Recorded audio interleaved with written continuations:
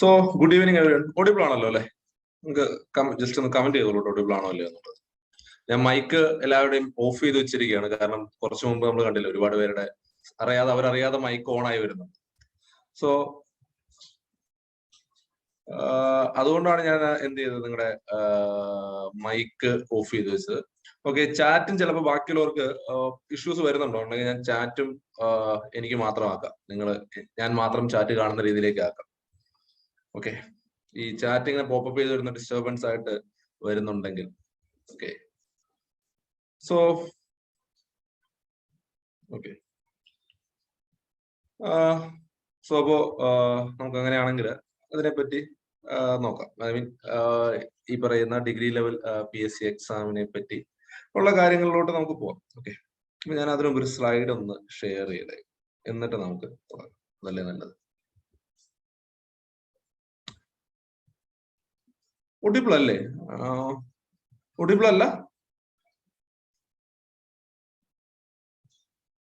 Okay, audible അല്ല എന്ന് പറയുന്നവർക്ക് ഞാനത് പറഞ്ഞാലും അവർക്ക് അത് മനസ്സിലാവില്ല. ഓക്കെ, ഒരു മിനിറ്റ് ഞാനൊന്ന് ടൈപ്പ് ചെയ്തോട്ടെ.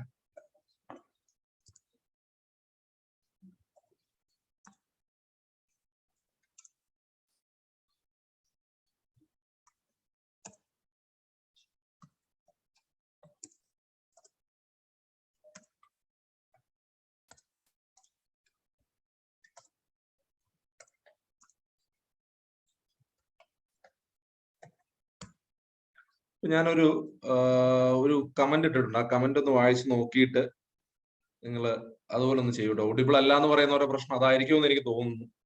ഒഡിബിൾ അല്ല എന്ന് പറയുന്നതിന്റെ ഇഷ്യൂ നിങ്ങൾ ഇതിനു മുമ്പ് യൂസ് ചെയ്യാത്തതിന്റെ ഒരു ഇഷ്യൂസ് ആയിരിക്കാം. മേ ബി നമ്മുടെ ഈ ഞാൻ പറഞ്ഞു ഈ സൂം യൂസ് ചെയ്യാത്തതിന്റെ ഒരു പ്രശ്നമായിരിക്കും. അപ്പൊ അങ്ങനെ നിങ്ങൾ നോക്കിയാൽ നിങ്ങളുടെ ഈ മൈക്ക് കണക്ട് ആവാത്തായിരിക്കും മോസ്റ്റ് പ്രോബ്ലി ഇഷ്യൂ എന്ന് പറയാം. ഓക്കെ, അപ്പോ നമ്മളിപ്പോ ഒരു ഡിഗ്രി ലെവൽ PSC എക്സാമിന്റെ ഒരു ചേഞ്ചിങ് പാറ്റേൺ ഉണ്ട്. ഒരു ടോട്ടൽ ചേഞ്ചിങ് പാറ്റേൺ ആണ് ഞാൻ ഇന്നിവിടെ പറയാൻ ഉദ്ദേശിക്കുന്നത്. അതിനകത്ത് നമ്മൾ മെയിൻസിന് ഒരു ഇമ്പോർട്ടൻസ് കൊടുത്തുള്ളൂ. മെയിൻസിനെ നമ്മളൊരു ഇമ്പോർട്ടൻസ് കൊടുത്തുകൊണ്ട് നമ്മൾ പറയും. അപ്പൊ ആദ്യം ടോട്ടലി നമ്മൾ എന്ത് ചെയ്യും, ഈ ഒരു ചേഞ്ച് എന്താണ് എന്ന് ഡിഗ്രി ലെവലിന്റെ ഒരു ചേഞ്ച്, ടോട്ടൽ ഉള്ള ചേഞ്ച് ആണ്. അതിനുശേഷം മാത്രമേ ഞാൻ മെയിൻസിലോട്ട് വരുന്നുള്ളൂ. അല്ലാതെ ടോട്ടലി ഒരു മെയിൻസ് മാത്രമായിട്ടല്ല നമ്മളിവിടെ ഡിസ്കസ് ചെയ്യാൻ പോകുന്നത്. ഓക്കെ, അപ്പോ ഇതില് ഈ നിങ്ങൾ പലരും തന്നെ എനിക്ക് തോന്നുന്നു ഈ പ്രാവശ്യം ഇപ്പോ ഡിഗ്രി ലെവൽ ഞാൻ എന്നെ ഇൻട്രൊഡ്യൂസ് ചെയ്യാം. അതിനു മുമ്പ് ചെറിയൊരു സ്മോൾ ടോക്കിന് ശേഷം നമുക്ക് തുടങ്ങാമല്ലോ. അതുകൊണ്ട് ഈ പ്രാവശ്യത്തെ എക്സാം എഴുതിയവരാണോ എല്ലാവരും? എങ്ങനെ ഉണ്ടായിരുന്നു എക്സാം എഴുതിയിട്ട്? നിങ്ങളുടെ ഒരു ഹൗസ് യുവർ എക്സ്പീരിയൻസ്? ചിലപ്പോൾ ഇതിൽ ചിലർക്കൊക്കെ എന്നെ പരിചയമുള്ളവരുണ്ടാകാം, മേ ബി അല്ലെ? ചിലരൊക്കെ പരിചയമുള്ളവരുണ്ടാകും, മേ ബി ക്ലാസ്സിലിരുന്നവരുണ്ടാകാം, ഒന്നോ രണ്ടോ ആളുകളൊക്കെ, കുറച്ച് പേരെങ്കിലൊക്കെ കാണും മേ ബി.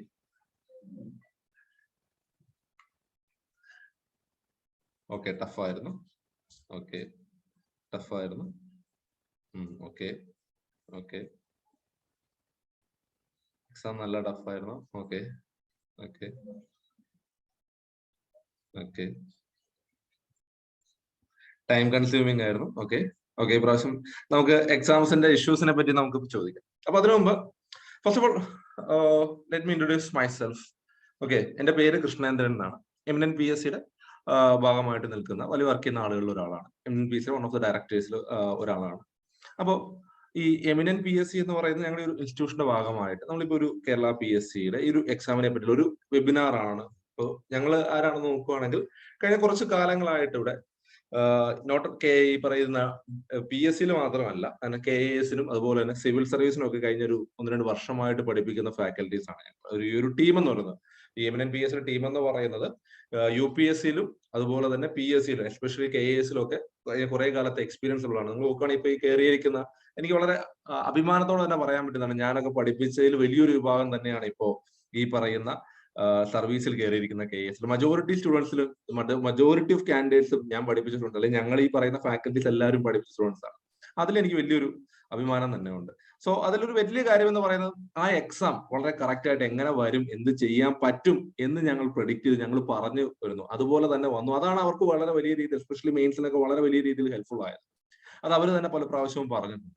അപ്പോ ആ ഒരു എക്സ്പീരിയൻസിന്റെ പേരിലാണ് ഞാൻ എന്ത് പറയുന്നത്, ഈ പറയുന്ന ഡിഗ്രി ലെവലിൽ എന്ത് പറ്റും, എന്ത് ചെയ്യാം എന്നുള്ള രീതിയിലേക്ക് നമ്മൾ വരാൻ പോകുന്നു. മേ ബി ഇല്ല, ഇതിനകത്ത് ചിലപ്പോൾ പറഞ്ഞല്ലേ ഓൾറെഡി കഴിഞ്ഞ ഈ പറയുന്ന സ്റ്റുഡൻസ് ഉണ്ടെങ്കിൽ അവർക്കറിയാം. ഈ ഡിഗ്രി ലെവൽ എക്സാമിന് മുമ്പ് ഞാനൊക്കെ പറഞ്ഞിരുന്നു എങ്ങനെ ആകാം, എത്രമാത്രം ചേഞ്ച് വേണം പ്രതീക്ഷിക്കണം എന്ന് പറഞ്ഞിരുന്നു. കുറെ പേരൊക്കെ അങ്ങനെ വരില്ല എന്ന് പറഞ്ഞു, കുറെ പേരൊക്കെ വരുമെന്ന് പ്രതീക്ഷിച്ചിരുന്നു. അപ്പൊ ആ ചേഞ്ച് അതൊരു ഇന്നവിറ്റബിൾ ആയിട്ടുള്ള ഒരു ചേഞ്ച് ആണ് ആക്ച്വലി. വോയിസ് ക്ലിയർ അല്ല, ഞാൻ പറയുന്നത് നിങ്ങൾക്ക് ക്ലിയർ ആവുന്നില്ലേ? ഒരാൾ വോയിസ് നോട്ട് ക്ലിയർ എന്ന് പറഞ്ഞു. ഓക്കെ, അപ്പൊ സിമിയുടെ നെറ്റ്വർക്ക് ഇഷ്യൂന്റെ ആവും കേട്ടോ ആ പ്രോബ്ലം എന്ന് പറയുന്നത്. അപ്പൊ നമുക്ക് ഈ പറയുന്ന അപ്പൊ ഡിഗ്രി ലെവൽ പി എസ് സിയിലേക്ക് തന്നെ വന്നു കഴിഞ്ഞാൽ, നമുക്ക് ഡിഗ്രി ലെവൽ പി എസ് സിയിലേക്ക് വന്നു കഴിഞ്ഞാൽ എന്തായിരുന്നു ഈ പി എസ് സിയിലെ ചേഞ്ച്? നിങ്ങൾ തന്നെ പറഞ്ഞു പ്രാവശ്യം എക്സാം എഴുതുകയാണ്, എല്ലാവരും തന്നെ എക്സാം എഴുതുക, അല്ലെങ്കിൽ in the near future exam എഴുതാൻ ഉദ്ദേശിക്കുന്നവരാണ്. അപ്പൊ നിങ്ങൾ കണ്ട ഒരു ചേഞ്ച് എന്തായിരുന്നു? നിങ്ങൾക്ക് ഫീൽ ചെയ്ത ചേഞ്ചസ്, നിങ്ങൾ പറഞ്ഞ ചേഞ്ചസ് പറഞ്ഞു നമുക്കിവിടെ എഴുതാം. ഓക്കെ, പാറ്റേൺ മാറി. ഒന്ന്, പാറ്റേൺ മാറി. രണ്ട്, statement wise. Okay, statement wise questions. Okay, indirect questions. Okay, time. Okay, time consuming. Okay, exact answer or most probable answer. Okay, time consuming. Okay, okay, deep concept. Okay, okay. അപ്പൊ ഇങ്ങനെയുള്ള കുറെ കാര്യങ്ങളാണ് നിങ്ങൾക്ക് ഇതിന്റെ change ആയിട്ട് വന്നത്. Okay, okay. Civil service type ആ model, ആ സിവിൽ സർവീസ് എക്സാമിന്റെ നിലവാരത്തിലേക്കുള്ള ചോദ്യങ്ങളൊന്നും കാര്യമായിട്ട് ഇല്ലായിരുന്നു. ഓക്കെ, അപ്പോ നമ്മൾ നോക്കുകയാണെങ്കിൽ പ്രധാനമായിട്ടും കേരള പി എസ് സി കൊണ്ടുവന്നിരിക്കുന്ന മാറ്റങ്ങൾ എന്ന് പറഞ്ഞു, ഒന്ന് എന്ത് ചെയ്തു, ഈ എക്സാമിന്റെ കൈൻഡ് ഓഫ് പാറ്റേണിൽ ഒരു 3 ടയർ എക്സാം ആക്കി മാറ്റി. ഒരു 3 ടയർ എക്സാമിലോട്ട് വന്നു. രണ്ട്, എന്ത് ചെയ്തു, എന്റെ സിലബസിൽ കുറെ മാറ്റങ്ങൾ വന്നു. പിന്നെ ചോദിക്കുന്ന ചോദ്യങ്ങളിൽ മാറ്റങ്ങൾ വന്നു. കട്ട് ഓഫ് മാർക്കിൽ വന്ന ചേഞ്ച്, കട്ട് ഓഫ് മാർക്കും അതുപോലെ തന്നെ ടൈം കൺസ്യൂമിങ്ങും. അഞ്ചാമതൊരു കണ്ടീഷനായിട്ട് പ്രിപ്പറേഷൻ, നമ്മൾ എങ്ങനെ പ്രിപ്പയർ ചെയ്യണം. ഇതാണ് ഇപ്പൊ വന്നിരിക്കുന്ന പി എസ് സിയുടെ മാറ്റങ്ങൾ കൊണ്ട് നമുക്കുണ്ടായിരിക്കുന്നത്, അല്ലെ? ഇത്രയും കാര്യങ്ങളാണ് ഒരു ബ്രോഡ് വ്യൂവിൽ നമുക്ക് ചേഞ്ച് ആയി എന്ന് പറയാനുള്ളത്, അല്ലെ? ബ്രോഡ് വ്യൂവിൽ ചേഞ്ച് ആയെന്നുള്ളത്. ഞാനിങ്ങനെ ഒരു വൺ വേ ആയിട്ട് ഒരു എന്താ പറയുന്നത്, ഒരു റേഡിയോ പോലെ പ്രവർത്തിക്കാൻ ഉദ്ദേശിക്കുന്നില്ല. നമുക്കൊരു ഇന്ററാക്റ്റീവ് സെഷൻ ആയിട്ട് പോവാം. ഡിഗ്രി ലെവൽ എല്ലാം തന്നെ 3 ടയറിലോട്ട് ആയിട്ടുണ്ട്. ഇനി 2 ടയറിലോ അല്ലെങ്കിൽ മറ്റ് ടൈപ്പിലുള്ള ഡിഗ്രി ലെവൽ ഒന്നും പ്രതീക്ഷിക്കേണ്ട. ഡിഗ്രി ലെവൽ ഇപ്പൊ most probably P S C എല്ലാ എക്സാംസും ആ കൈൻഡിലോട്ട് മാറ്റിയിരുന്നു. ഓക്കെ, അപ്പോ ഈ ഒരു ചേഞ്ചിങ് പാറ്റേൺ ഇപ്പൊ നമ്മൾ നോക്കുകയാണെങ്കിൽ ആദ്യമായിട്ട് P S C changing pattern കാണിച്ചു തുടങ്ങിയത് എന്നാണ്? നിങ്ങൾക്കറിയാം എന്നായിരിക്കും ഇങ്ങനെ ഒരു ചേഞ്ചിങ് പാറ്റേൺ? പറയാം, 3 ടയർ പറയാം. വരുവാണല്ലോ, അതിലേക്ക് നമുക്ക് വരാം.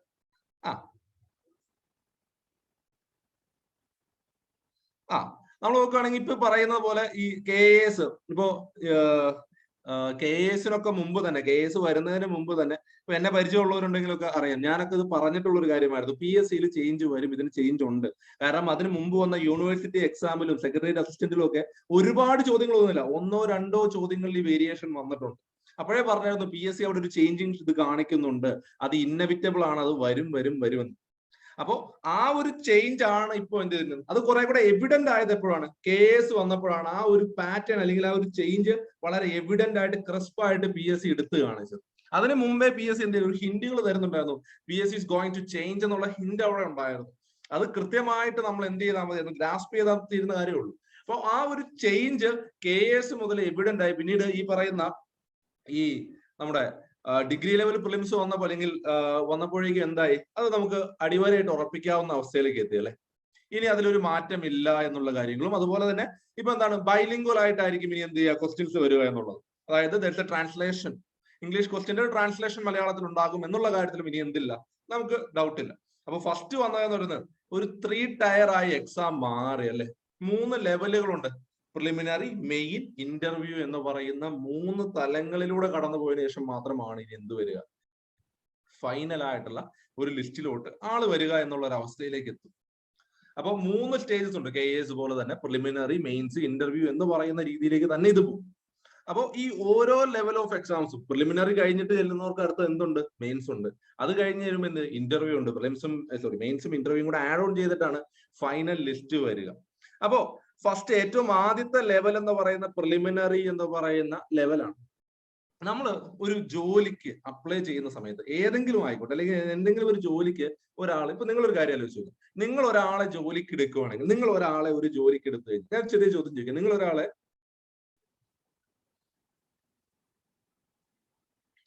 എനിക്ക് മനസ്സിലായില്ല കേട്ടോ ശ്രീജ ചോദിച്ചെന്താണ്. ഓക്കെ, നിങ്ങള് ഒരാളെ നിങ്ങളിപ്പോ ഒരാളെ പണിക്ക് എടുക്കുവാണെങ്കിൽ, നിങ്ങൾ ഒരാളെ ഒരു ജോലിക്ക് എടുത്താൽ നിങ്ങൾ എപ്പോഴും ശ്രദ്ധിക്കുന്നത് എന്തായിരിക്കും? ഒരാളെ നിങ്ങളൊരു ജോലിക്ക് എടുത്താൽ നിങ്ങൾ എപ്പോഴും ശ്രദ്ധിക്കുന്നത് എന്തായിരിക്കും? എന്ത് ജോലിക്കാണോ എടുത്ത് ആ ജോലി ചെയ്യാനുള്ള കേപ്പബിലിറ്റീസ് അയാൾക്കുണ്ടോ എന്നുള്ളതാണ് നോക്കുന്നത്.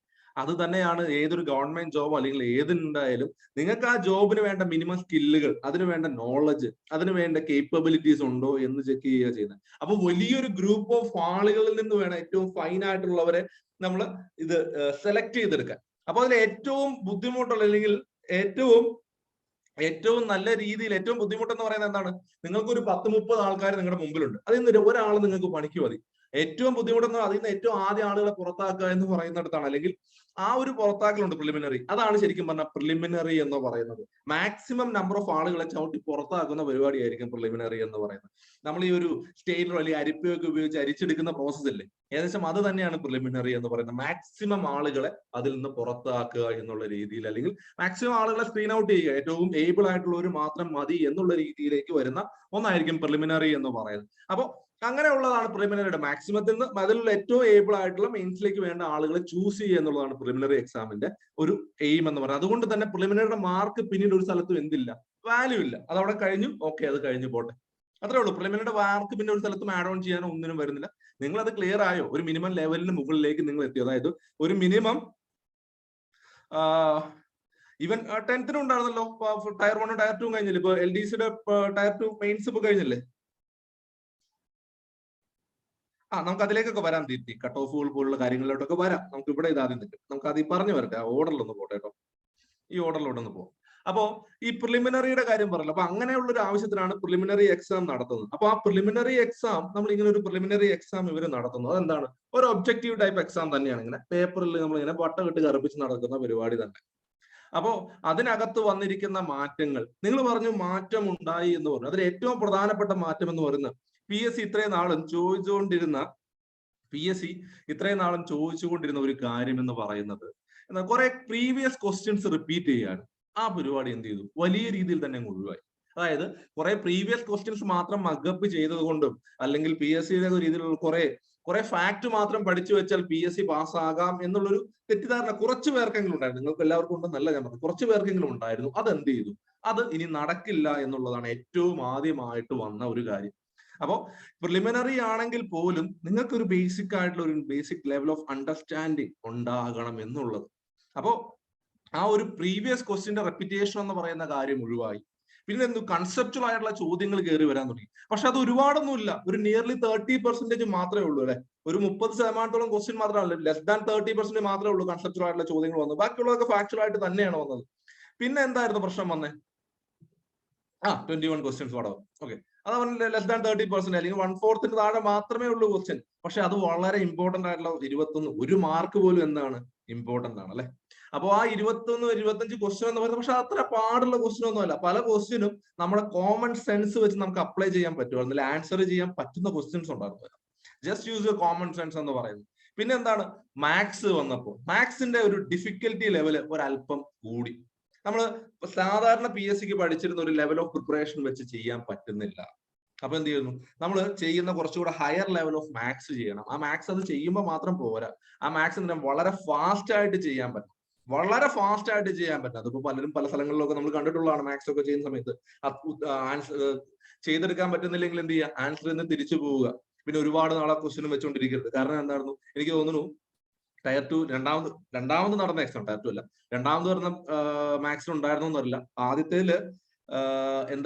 ആദ്യത്തേതില് ചോദിച്ചതിൽ ഒരു ക്വസ്റ്റ്യൻ ആൻസർ ഇല്ലായിരുന്നു. അതൊക്കെ മാത്സ് വരുമ്പോൾ ഒരു പ്രശ്നമാണ്. നമ്മൾ ഉത്തരം കിട്ടിയിട്ടേ അടങ്ങൂ എന്ന് പറഞ്ഞുകൊണ്ടിരുന്നു കഴിഞ്ഞാൽ സമയം എന്ത് ചെയ്യും, കയ്യിൽ നിന്ന് പോകുന്ന ഒരു അവസ്ഥ വരും. സെക്കൻഡിലുണ്ടായിരുന്നു, ഞാൻ എല്ലാ ക്വസ്റ്റ്യൻസും നോക്കിയില്ല, അതുകൊണ്ടാണ്. മാത്സ് എല്ലാം ഞാൻ നോക്കിയില്ല. ഞാൻ പറയാം, നമുക്ക് ഏറ്റവും അവസാനം അല്ലെങ്കിൽ ഒരു ഞാൻ പറയുന്ന ഒരു കാര്യം പറഞ്ഞതിന് ശേഷം നമുക്ക് ഈ ഡൗട്ട്സ് ചോദിക്കാം. അല്ലെങ്കിൽ എന്താ പ്രശ്നം എന്ന് വെച്ച് കഴിഞ്ഞാൽ ബാക്കി ഇരിക്കുന്നവർക്ക് ഒരു ബോറായിട്ട് തോന്നും, അല്ലെങ്കിൽ കണ്ടിന്യൂറ്റി നഷ്ടപ്പെട്ടു. ഓക്കെ. അപ്പോ ഇങ്ങനെയുള്ള പ്രശ്നങ്ങൾ, പിന്നെ ഈ സ്റ്റേറ്റ്മെന്റ് വൈസ് ക്വസ്റ്റ്യനുകളിലൊക്കെ വരുമ്പോൾ പലതിനും കറക്റ്റ് ആയിട്ടുള്ള ആൻസർ ഉണ്ട്, ഇല്ലെങ്കിൽ എന്താണ് ദ മോസ്റ്റ് പ്രോബബിൾ ആൻസർ ആണ്, ഏറ്റവും പ്രോബബിൾ ആയിട്ടുള്ള ആൻസറുകൾ. അപ്പൊ അത് ചെയ്യുന്ന സമയത്ത് നമ്മുടെ നോളജ് മാത്രം പോരാ, നോളജ് വേണ്ടെന്നല്ല, നോളജ് ഇല്ലാതെ ഒന്നും ചെയ്യാൻ പറ്റില്ല, പക്ഷെ അതൊരു പാർട്ട് മാത്രമാണ്. എലിമിനേഷൻ പോലുള്ള കാര്യങ്ങളും കൃത്യമായിട്ട് ചെയ്യാൻ പറ്റും. എലിമിനേഷൻ ഒക്കെ വെച്ച് ചെയ്യാൻ പറ്റുന്ന ക്വസ്റ്റ്യനുകൾ അതിനകത്തുണ്ടായിരുന്നു. പിന്നെ നല്ല ഡെപ്തിൽ ചോദിച്ച കൺസെപ്റ്റൽ ആയിട്ടുള്ള ചോദ്യങ്ങൾ ഉണ്ടായിരുന്നു. എനിക്ക് തോന്നുന്നു ഇതിനകത്ത് നിങ്ങളിൽ ഉണ്ടാവുമല്ലോ ഈ first tier 1, I mean first section, first ലെഗിൽ എക്സാം എഴുതിയിട്ടുണ്ടാവുമല്ലോ. അതിനകത്ത് ജോഗ്രഫിയുടെ ഒരു ചോദ്യം തന്നെ ഉണ്ടായിരുന്നു. ആ ഒരു പ്ലേറ്റ് ടെക്ടോണിക് തിയറി ചേർത്ത് വെച്ചിട്ടുള്ള ഒരു ചോദ്യം ഉണ്ടായിരുന്നു അല്ലെ. ഞാൻ ജോഗ്രഫി പറയുന്നത്, ഞാൻ പഠിപ്പിക്കുന്ന സബ്ജക്ട് ജോഗ്രഫിയാണ്, എനിക്ക് എളുപ്പത്തിൽ കണക്ട് ചെയ്യാൻ പറ്റുന്നത് അതായതുകൊണ്ടാണ് ഞാൻ ജോഗ്രഫി കൂടുതലും പറയുന്നത്. അപ്പൊ അതിനകത്ത് ആ ജോഗ്രഫിയുടെ പ്ലേറ്റ് ടെക്ടോണിക് തിയറി കണക്ട് ചെയ്യുന്ന സ്റ്റേറ്റ്മെന്റുകളുള്ള 2 ചോദ്യങ്ങൾ അവിടെ ഉണ്ടായിരുന്നു. ഒരു ചോദ്യത്തിൽ 2 സ്റ്റേറ്റ്മെന്റുകൾ ഉണ്ടായിരുന്നു. അതുപോലെ തന്നെ വിൻഡിനെ പറ്റിയുള്ള ഒരു ചോദ്യം ഉണ്ടായിരുന്നു. ഫസ്റ്റ് ലെവലിലായിരുന്നോ രണ്ടാമത്തെ ലെവലിലായിരുന്നോ ഞാൻ ഓർക്കുന്നില്ല. ഏതൊക്കെ ഫോഴ്സസ് ആണ് വിൻഡ് ക്രിയേറ്റ് ചെയ്യുന്നത്? ഇതൊക്കെ നമ്മൾ ക്ലാസ്സുകളിൽ ഏറ്റവും ബേസിക് ആയിട്ട് ഫസ്റ്റ് പറയുന്ന കാര്യങ്ങളാണ് അതൊക്കെ. ഇനി മറ്റൊന്ന്, വെസ്റ്റേൺ ഗട്ട്സ് ഒരു ഫോൾഡ് ആണോ ഫോൾട്ട് മൗണ്ടൻ ആണോ എന്നൊക്കെയുള്ള ചോദ്യങ്ങളുണ്ട്. അതുപോലെ പാറ്റ്ലാൻഡ് എവിടെയാണ്? ഇതൊക്കെ ഏറ്റവും ബേസിക് ആയിട്ട് നമ്മൾ ഇന്ത്യൻ ജോഗ്രഫിയിൽ ആ ക്ലാസ്സുകളിൽ പറഞ്ഞു പോകുന്ന കാര്യങ്ങളാണ്. അപ്പൊ ഇതുപോലുള്ള ചോദ്യങ്ങളാണ് വന്നത്. അപ്പൊ അതുപോലെ വലിയ ഒരു ഇതല്ല, നമ്മൾ കാര്യങ്ങൾ വ്യക്തമായിട്ട് മനസ്സിലാക്കി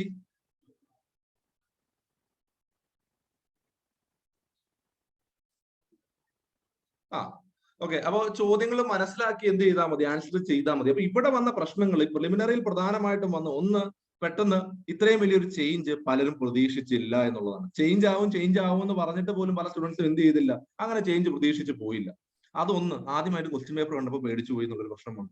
2, ടൈം കൺസ്യൂം. അതിനൊറ്റ പ്രശ്നം എന്ന് പറയുന്നത്, നമ്മൾ ഈ 1 വേർഡ് വെച്ച് മാത്രം വായിച്ച് ശീലിച്ച് പോയപ്പോ ഈ സ്റ്റേറ്റ്മെന്റുകളിൽ സമയത്തിനകത്ത് വായിച്ചു തീർക്കുക എന്ന് പറയുന്നത് നമുക്ക് കഴിഞ്ഞില്ല. അത് വായിച്ചു തീർക്കാൻ പോകുമ്പോൾ ഈ സ്റ്റേറ്റ്മെന്റ് വൈസ് ക്വസ്റ്റ്യൻ നോക്കുമ്പോൾ, ക്വസ്റ്റ്യൻ വായിക്കുന്നു, ഫസ്റ്റ് സ്റ്റേറ്റ്മെന്റ് വായിക്കുമ്പോൾ നിങ്ങൾക്ക് ആ സ്റ്റേറ്റ്മെന്റ് റോങ് ആണെന്ന് ഉറപ്പാണ്. ഫസ്റ്റ് സ്റ്റേറ്റ്മെന്റ് വായിച്ചു അത് റോങ് ആണെന്ന് അമലെ ഞാൻ പറയാം, അത് ലാസ്റ്റ് പറയാം, ഞാൻ ഇതൊന്ന് പറഞ്ഞു തീർത്തോട്ടെ. ഓക്കെ. അപ്പോ ഈ പറയുന്ന നിങ്ങൾ ഡൗട്ട് ലാസ്റ്റ് ചോദിക്കൂട്ടോ, എനിക്ക് കണ്ടിന്യൂറ്റി മിസ് ആവുന്നു, അതുകൊണ്ടാണ്. അപ്പോ ഈ പറയുന്ന ചോദ്യങ്ങൾ ഫസ്റ്റ് സ്റ്റേറ്റ്മെന്റ് വായിച്ചിട്ട് ആ സ്റ്റേറ്റ്മെന്റ് തെറ്റാണെന്ന് ഉറപ്പാണെങ്കിൽ, നിങ്ങളോട് കറക്റ്റ് സ്റ്റേറ്റ്മെന്റ് ആണ് ചോദിച്ചിരിക്കുന്നത്, അതില്ലാത്തത് നോക്കുക. അതില്ലാത്തതിൽ 4 സ്റ്റേറ്റ്മെന്റ് ഉണ്ട്. അപ്പോ ഫസ്റ്റ് സ്റ്റേറ്റ്മെന്റ് റോങ് ആണെന്ന് അറിയാം, ഫസ്റ്റ് സ്റ്റേറ്റ്മെന്റ് റോങ് ആണ്. പിന്നെ ഉള്ള ഓപ്ഷനകത്ത് ഫസ്റ്റ് സ്റ്റേറ്റ്മെന്റ് ഇല്ലാത്തത് 2 എണ്ണമേ ഉള്ളൂ എന്ന് നോക്കുക. അപ്പൊ അതിനകത്ത് പിന്നെ 3ഉം 4ഉം മാത്രമേ ഉള്ളൂ. 2 എന്ന് പറയുന്ന സ്റ്റേറ്റ്മെന്റ് ഇല്ലെങ്കിൽ ആ സ്റ്റേറ്റ്മെന്റ് വായിക്കാൻ നിൽക്കണ്ട, 3ഓ 4ഓ വായിച്ച് നോക്കുക. സോ ഇതുപോലെയൊക്കെ എന്ത് ചെയ്യാം, ടൈം നമുക്ക് റെഡ്യൂസ് ചെയ്യാൻ പറ്റും. ഒരുപാട് രീതികളിൽ നമുക്ക് എന്ത് ചെയ്യാം, ടൈം കൺസംഷൻ റെഡ്യൂസ് ചെയ്യാൻ പറ്റും. വളരെ ഫാസ്റ്റ് ആയിട്ട് വായിക്കാനുള്ള സ്പീഡ് കൂട്ടുക. അതുപോലെ തന്നെ അതിനിടയിലും കുറെ ഇങ്ങനെയുള്ള ട്രിക്സും ടെക്നിക്സും യൂസ് ചെയ്ത് കഴിഞ്ഞാൽ നമുക്ക് എന്ത് ചെയ്യാൻ പറ്റും, ഇതുപോലുള്ള രീതികളിൽ അത് ചെയ്യാൻ പറ്റും. അപ്പൊ അത് ബൈ പ്രാക്ടീസ് അതുപോലെയുള്ള മെത്തേഡുകളിലൂടെ നമുക്ക് ചെയ്യാൻ പറ്റും. അപ്പൊ അതായിരുന്നു പ്രിലിമിനറി. അപ്പൊ പ്രിലിമിനറിയിൽ വന്നിരിക്കുന്ന മാറ്റം എന്ന് പറയുന്നത്, ഒന്ന്, ഈ റിപ്പീറ്റേഷൻ ഓഫ് ക്വസ്റ്റ്യൻസ് നല്ല രീതിയിൽ കുറഞ്ഞിട്ടുണ്ട് എന്നുള്ളത്. കൺസെപ്റ്റ് ഇവിടെയും ആവശ്യമാണ്. സ്റ്റേറ്റ്മെന്റ് വൈസ് ചോദ്യങ്ങളുണ്ട്, അല്പം ഡിഫിക്കൽട്ട് ആയിട്ടുള്ള മാത്സും ഉണ്ട്. സോ അപ്പോ പഠനം എന്ന് പറയുന്നത് ഇനി ഒരിക്കലും എന്താണ്, കുറെ ഫാക്ടുകളിലേക്ക് ആകാതെ ഡീറ്റെയിൽ ആയിട്ട് എന്താണെന്ന് മനസ്സിലാക്കി, എന്താണെന്ന് അണ്ടർസ്റ്റാൻഡ് ചെയ്ത് പഠിക്കുക. അതിന്റെ ഒപ്പം ഫാക്ട് പഠിച്ചേ പോവും. ഫാക്ട് പഠിക്കാൻ നിങ്ങൾക്ക് കൺസെപ്റ്റിന്റെ ഒപ്പം ഫാക്ട് നിങ്ങൾ പഠിച്ചു പോവും. ഇപ്പോ ഫോർ എക്സാമ്പിൾ, ഇപ്പോ അനന്തു ഹാൻഡ് റൈസ് എന്തെങ്കിലും ഡൗട്ടിനാണോ? അങ്ങനെയാണെങ്കിൽ ടൈപ്പ് ചെയ്ത് ചോദിക്കുമായിരുന്നെങ്കിൽ നല്ലതായിരുന്നു. അപ്പൊ ഓക്കെ, ഞാൻ പറഞ്ഞുകൊണ്ടിരിക്കുന്നതുകൊണ്ടാണ് ചോദിക്കുന്നത്. ഓക്കെ. അപ്പോ ഈ പറയുന്ന രീതിയിൽ ഈ പറയുന്ന കൺസെപ്റ്റ് പഠിക്കുന്നതിനോടൊപ്പം ഒരു പരിധി വരെ നിങ്ങൾ ഫാക്ട് പഠിച്ചു പോകും. കാരണം ഇപ്പൊ നമ്മൾ ഹിമാലയം ഒക്കെ പഠിച്ചു പോകുമ്പോൾ അതിനകത്ത് ഏറ്റവും ഉയരം കൂടിയ പീക്ക് ഏതാണെന്നൊക്കെ നമ്മൾ എന്ത് ചെയ്തു പോകും, പഠിച്ചു. അപ്പൊ ഹിമാലയം ഉണ്ടായത് എങ്ങനെയാണ് എന്നൊക്കെ എന്ത് ചെയ്യും, അതിന്റെ ഭാഗമായിട്ട് നമ്മൾ പഠിച്ചു പോകുന്ന കാര്യങ്ങൾ. അപ്പോൾ ഇതുപോലെ നമ്മൾ എന്ത് ചെയ്യുക, കൺസെപ്റ്റിനോടൊപ്പം എന്ത് ചെയ്യുക, ഈ പറയുന്ന രീതിയിലുള്ള കാര്യങ്ങളിലോട്ട് വരിക. അപ്പോൾ ആ ഒരു രീതി പഠനം എന്ന് പറയുന്നത് ഇനി ഈ പറയുന്ന ഫാക്ടുകൾ മാത്രം ഒതുങ്ങരുത് എന്നുള്ളതാണ്. അപ്പൊ ഇനി പ്രിലിമിനറി കഴിഞ്ഞു കഴിഞ്ഞാൽ പിന്നെ എങ്ങോട്ടാ? ഇപ്പോ 10,000 പേര് എഴുതിയ ഒരു 2,000 പേര് എങ്ങോട്ട് പോകണം? മെയിൻസിലോട്ട് പോകണം. മെയിൻസിലോട്ട് ചെന്ന് കഴിയുമ്പോൾ ഇനിയുള്ള പ്രശ്നം അടുത്ത മെയിൻസാ. മെയിൻസിന്റെ ഏറ്റവും വലിയ പ്രശ്നം എന്താ? നിങ്ങൾ നേരിടുന്ന മെയിൻസിന്റെ ഏറ്റവും വലിയ പ്രശ്നം എന്താ? മെയിൻസിന്റെ ഏറ്റവും വലിയ പ്രശ്നം എന്താ നിങ്ങൾ നേരിടുന്നത്? എന്താണ് ഏറ്റവും വലിയ പ്രശ്നം മെയിൻസിനകത്ത് നിങ്ങൾ നേരിടുന്നത്? നിങ്ങൾ കമന്റ് ചെയ്തോ, എനിക്ക് കാണാം, വേറെ ആർക്കും കാണാൻ പറ്റില്ല. ഓക്കെ. ഓക്കെ.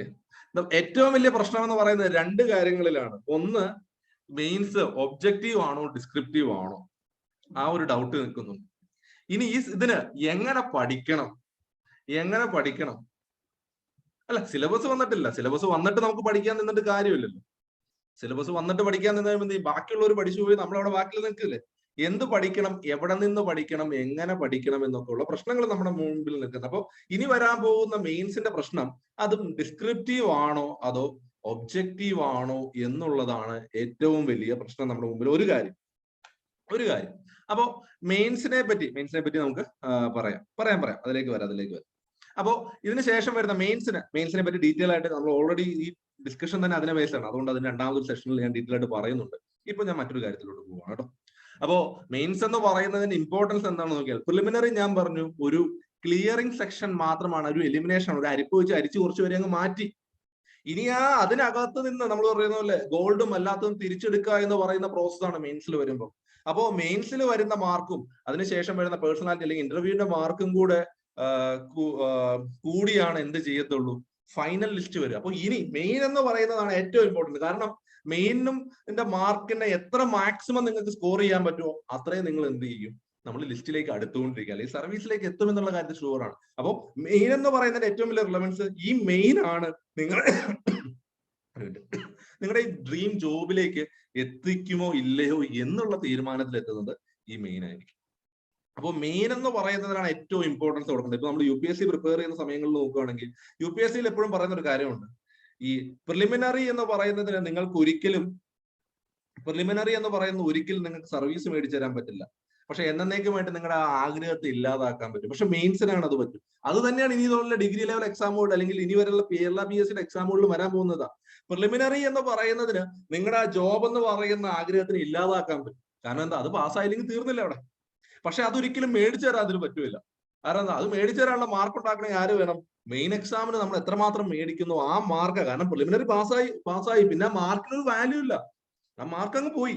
പിന്നീട് ഈ മെയിനാണ്. അപ്പൊ മെയിൻ ആണ് നിങ്ങൾക്ക് ഈ പറയുന്ന ഇത് റീച്ച് ചെയ്യാൻ അല്ലെങ്കിൽ അച്ചീവ് ചെയ്യാൻ പറ്റുമോ ഇല്ലയോ എന്നുള്ള തീരുമാനത്തിലേക്ക് എത്തിക്കുന്നത് ഏതായിരിക്കും, ഈ മെയിൻ എക്സാം ആയിരിക്കും. അതിനുശേഷമാണ് ഒരു ഇന്റർവ്യൂ എന്ന് പറയുന്നത്. എങ്ങനെ പോയാലും ഇന്റർവ്യൂ എന്ന് പറയുന്നത് നമ്മൾ നോക്കുകയാണെങ്കിൽ ഒരു ടോട്ടൽ എക്സാമിന്റെ ഒരു 1/5 1/6 മാത്രം മാർക്കാണ് ഇന്റർവ്യൂവിന് വരിക. അതായത് 100 മാർക്സ് ആണെങ്കിൽ 20 മാർക്സ് ഇന്റർവ്യൂവിന്.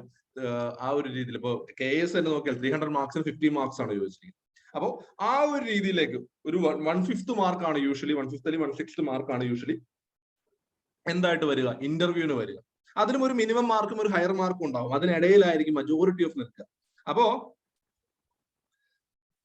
ഇന്റർവ്യൂ ഇമ്പോർട്ടന്റ് ആണോ എന്ന് ചോദിച്ചു കഴിഞ്ഞാൽ അതിനൊരു സിമ്പിൾ ആയിട്ടൊരു കാര്യം പറയാം. ഇപ്പൊ നിങ്ങൾ 4 പേർക്ക് ഇപ്പൊ 100ലാണ് മെയിൻ എന്ന് വിചാരിക്കുക. 4 പേർക്കുള്ള മാർക്ക് 60 മാർക്ക് വെച്ച 4 പേർക്കും കിട്ടി. ഒരാൾക്ക് ഇന്റർവ്യൂവിന് 20ൽ 8ഉം മറ്റൊരാൾക്ക് 9ഉം 10ഉം ഒരാൾക്ക് 14ഉം കിട്ടി. അപ്പൊ ആരായിരിക്കും പെട്ടെന്ന് സർവീസിൽ കയറുന്നത്? അത്രേ ഉള്ളൂ. നിങ്ങളുടെ റാങ്ക് എത്രയും മുമ്പിലോട്ട് എത്തിക്കാൻ പറ്റും എന്ന് തീരുമാനിക്കുന്ന ആരായിരിക്കും? ഇന്റർവ്യൂ ആയിരിക്കും. മെയിനിന് എത്രമാത്രം മാർക്ക് കൂടുതൽ മേടിക്കുമോ അങ്ങനെയാണ് ഇന്റർവ്യൂവിന് പ്രശ്നമാവില്ല. പക്ഷെ എന്നാൽ പോലും മജോറിറ്റി ഓഫ് ആളുകളുടെ മാർക്കുകൾ ചിലപ്പോൾ വേക്കൻസി വളരെ കുറവുള്ളതൊക്കെയാണ് എന്ത് ചെയ്യും, നമ്മുടെ എല്ലാവരുടെയും മെയിനിന്റെ മാർക്ക് വളരെ അടുത്തടുത്തായിരിക്കും നിൽക്കുന്നത്. അപ്പൊ ഇന്റർവ്യൂ നിങ്ങൾ എത്രമാത്രം സ്കോർ ചെയ്യുന്നു എന്നനുസരിച്ചിരിക്കും ആരാണ് അതിൽ ഏറ്റവും നല്ല റാങ്ക് വരുന്നത്, ആർക്കാണ് അതിൽ ഏറ്റവും മോശം റാങ്ക് വരുന്നത്. അപ്പൊ നിങ്ങളുടെ ആ ഒരു ഇന്റർവ്യൂവിന് എത്രമാത്രം പെർഫോം ചെയ്യുന്നു എന്നുള്ള രീതിയിലേക്ക് വരും. ഓക്കെ. ഇന്റർവ്യൂ എന്ന് പറയുന്നതിന് ഒരു മാർക്കിലായിടുന്നത്. അത് ഇന്റർവ്യൂ എന്ന് പറയുന്നത് നിങ്ങളുടെ പേഴ്സണാലിറ്റി ഇവാലുവേഷൻ ആണ്. പക്ഷെ അവരതൊരു ഔട്ട് ഓഫ് 20 അല്ല ഔട്ട് ഓഫ് 50 ഒരു മാർക്ക് ഇട്ടാതായിരുന്നു. ഇത്രയും മാർക്ക് കിട്ടി നിങ്ങളുടെ പേഴ്സണാലിറ്റി ടെസ്റ്റ് ഇന്റർവ്യൂവിന്. അത് നിങ്ങളുടെ മെയിൻ്റെ കൂടെ ആഡ് ചെയ്തിട്ടാണ് എന്ത് വരിക, ഫൈനൽ കാര്യങ്ങൾ കയറി വരിക എന്ന് പറയുന്നത്. അപ്പൊ അതുകൊണ്ട് ഇന്റർവ്യൂ എന്ന് പറയുന്നതിന് അവിടെ എന്തുണ്ട്, ഒരു റിലവൻസ് അവിടെ ഉണ്ട് എന്നുള്ളത് തന്നെയാണ് കാര്യം. ഓക്കെ. അപ്പോ ഇനി അപ്പൊ ഇങ്ങനെ നോക്കുമ്പോ ഇനി നമ്മൾ നോക്കുമ്പോ ഇപ്പൊ ഇതായിരുന്നു നമ്മൾ 3 ടയർ എക്സാം ആയി. ഇങ്ങനെ 3 ടയർ എക്സാം ആയി. ഒരു 3 ടയർ എക്സാം ആയി. ഇന്റർവ്യൂവിന് മിനിമം മാക്സിമം മാർക്കിന്റെ ബൗണ്ടറി ഉണ്ട്. മിനിമം മാക്സിമം മാർക്കിന് ബൗണ്ടറി ഉണ്ട്. ആ മാക്സിമത്തിന് മുകളിലോട്ട് പോകുമ്പോൾ എക്സ്ട്രാ ഓർഡിനറി അതിന് എക്സെപ്ഷണൽ ആയിരിക്കണം എന്നൊക്കെ ഉണ്ട്. അല്ലെങ്കിൽ അതിന് മുകളിലോട്ട് പോകില്ല. അതിനൊരു ഇപ്പൊ നിങ്ങൾ KSന്റെ നോക്കിയാൽ 35 മാർക്കാണ് മാക്സിമം പോയേക്കണം. ഔട്ട് ഓഫ് 50ൽ 35ന് മുകളിലോട്ട് പോയിട്ടില്ല. അതിന് താഴോട്ട് പോയിരിക്കുന്നത്. അപ്പൊ ആ ഒരു ഇതുണ്ട്, റേഞ്ച് ഉണ്ട്. ഓക്കെ. ഇന്റർവ്യൂ നമുക്ക് മലയാളത്തിലോ ഇംഗ്ലീഷിലോ പാടോ അത് ചിലപ്പോൾ 2 ലാംഗ്വേജിലുമായിട്ടും ചെയ്യാം. KS അങ്ങനെ തന്നെയാണ്. ആ ഡിപ്പാർട്ട്മെന്റ് ജോബ്സിനൊക്കെ എല്ലാ ഡിപ്പാർട്ട്മെന്റ്സിനും ഡിഗ്രിക്ക് ഇന്റർവ്യൂ കയറി വരാനാണ് ചാൻസ്. ഓക്കെ. ദെൻ 10th ലെവലിൽ ഇന്റർവ്യൂവിനുള്ള പോസിബിലിറ്റി വളരെ കുറവാണ്. ദെൻ സിലബസിലോട്ട് വന്നു കഴിഞ്ഞാൽ സിലബസിലേക്ക് വന്നപ്പോൾ എന്തായിരുന്നു ഈ പുതിയ സിലബസ് കണ്ടപ്പോൾ എന്തായിരുന്നു പ്രധാനപ്പെട്ട പ്രശ്നം? നിങ്ങൾക്ക് എന്തായിരുന്നു പുതിയ സിലബസ് വന്നപ്പോൾ നിങ്ങൾക്ക് തോന്നിയ മാറ്റം എന്താ? നിങ്ങൾ പറയാം, എന്നിട്ട് ഞാൻ പറയാലോ മാറ്റം എന്തായിരുന്നു. പുതിയ സിലബസ് കണ്ടപ്പോൾ നിങ്ങൾക്ക് തോന്നിയ മാറ്റം എന്തായിരുന്നു?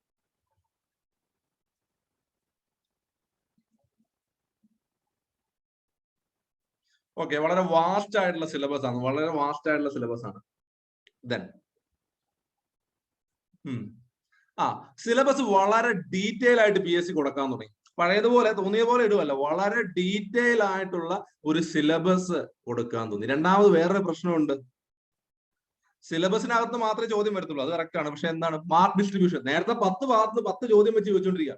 ഇപ്പൊ അങ്ങനെ ഒരു സാധനമില്ല. എവിടെ നിന്നും എന്ത് വേണേലും ഏത് രീതിയിലുള്ള മാർക്ക് ഡിസ്ട്രിബ്യൂഷൻ വരാം. ചിലപ്പോൾ ഹിസ്റ്ററിയിൽ നിന്ന് മാക്സിമം ചോദിക്കാം, ജോഗ്രഫിന്ന് ചോദിക്കാതിരിക്കാം, ചിലപ്പോ പൊളിറ്റിന്ന് കൂടുതൽ ചോദിക്കാം. അങ്ങനെ ചോദിക്കും. ഇപ്പൊ നമ്മൾ നോക്കുകയാണെങ്കിൽ ഇപ്പൊ ഏറ്റവും കൂടുതലായിട്ട് നിങ്ങൾ ഹിസ്റ്ററി പഠിക്കുമ്പോൾ ഒരു ചെറിയൊരു എക്സാമ്പിൾ ചോദിക്കുകയാണ്. ഹിസ്റ്ററി പഠിക്കുന്ന സമയത്ത്, ഇന്ത്യൻ ഹിസ്റ്ററി പഠിക്കുന്ന സമയത്ത് നിങ്ങൾ ഏറ്റവും കൂടുതൽ ഇമ്പോർട്ടൻസ് കൊടുക്കുന്ന ഏതിനായിരിക്കും? ഹിസ്റ്ററി പഠിക്കുന്ന സമയത്ത് ഏറ്റവും കൂടുതൽ ഇമ്പോർട്ടൻസ് കൊടുക്കുന്ന ഇന്ത്യൻ ഹിസ്റ്ററിയിൽ ഏൻഷ്യന്റ് ഉണ്ട്, മിഡീവൽ ഉണ്ട്, മോഡേൺ ഉണ്ട്. എവിടെ ആയിരിക്കും?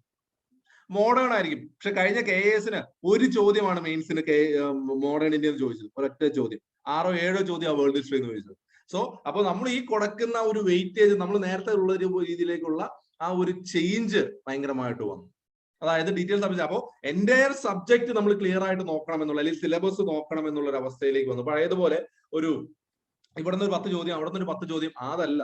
പകരം ഈ തന്നിരിക്കുന്ന സിലബസിനകത്ത് നിന്ന് അവർ ചോദിക്കും, ആ ചോദിക്കുന്നിടത്ത് നിന്ന് എവിടെ വേണേലും അവർക്ക് മാർക്ക് ഡിസ്ട്രിബ്യൂഷൻ കൊണ്ടുവരാം എന്നുള്ള രീതിയിലേക്കുള്ള ഒരു സിലബസ് കൊണ്ടുവന്നു. ഇനി എന്താണ്, കറണ്ട് അഫയേഴ്സ് കൂടുതലും സബ്ജക്ട് റിലേറ്റഡ് ആക്കി. അല്ലാതെ റാൻഡം ആയിട്ട് കറണ്ട് അഫയേഴ്സ് എന്ന് പറയുന്ന ഒരു സാധനമല്ല. അത് ഒന്നെങ്കിൽ പൊളിറ്റി ആയിട്ട് കണക്ട് ചെയ്ത്, അല്ലെങ്കിൽ എക്കണോമിക്സ് ആയിട്ട് കണക്ട് ചെയ്ത്, അല്ലെങ്കിൽ എൻവയോൺമെന്റുമായിട്ട് കണക്ട് ചെയ്ത്, അല്ലെങ്കിൽ സയൻസ് ആൻഡ് ടെക്നോളജിയുമായിട്ട് കണക്ട് ചെയ്ത്, അല്ലെങ്കിൽ പേഴ്സണാലിറ്റിയോ സ്പോർട്സോ ആർട്ടോ അങ്ങനെയുള്ള ഏതെങ്കിലും ഒക്കെ ആയിട്ട് കണക്ട് ചെയ്തിട്ടുള്ള കറണ്ട് അഫയേഴ്സ് ആണ് കൂടുതലും വരുന്നത്.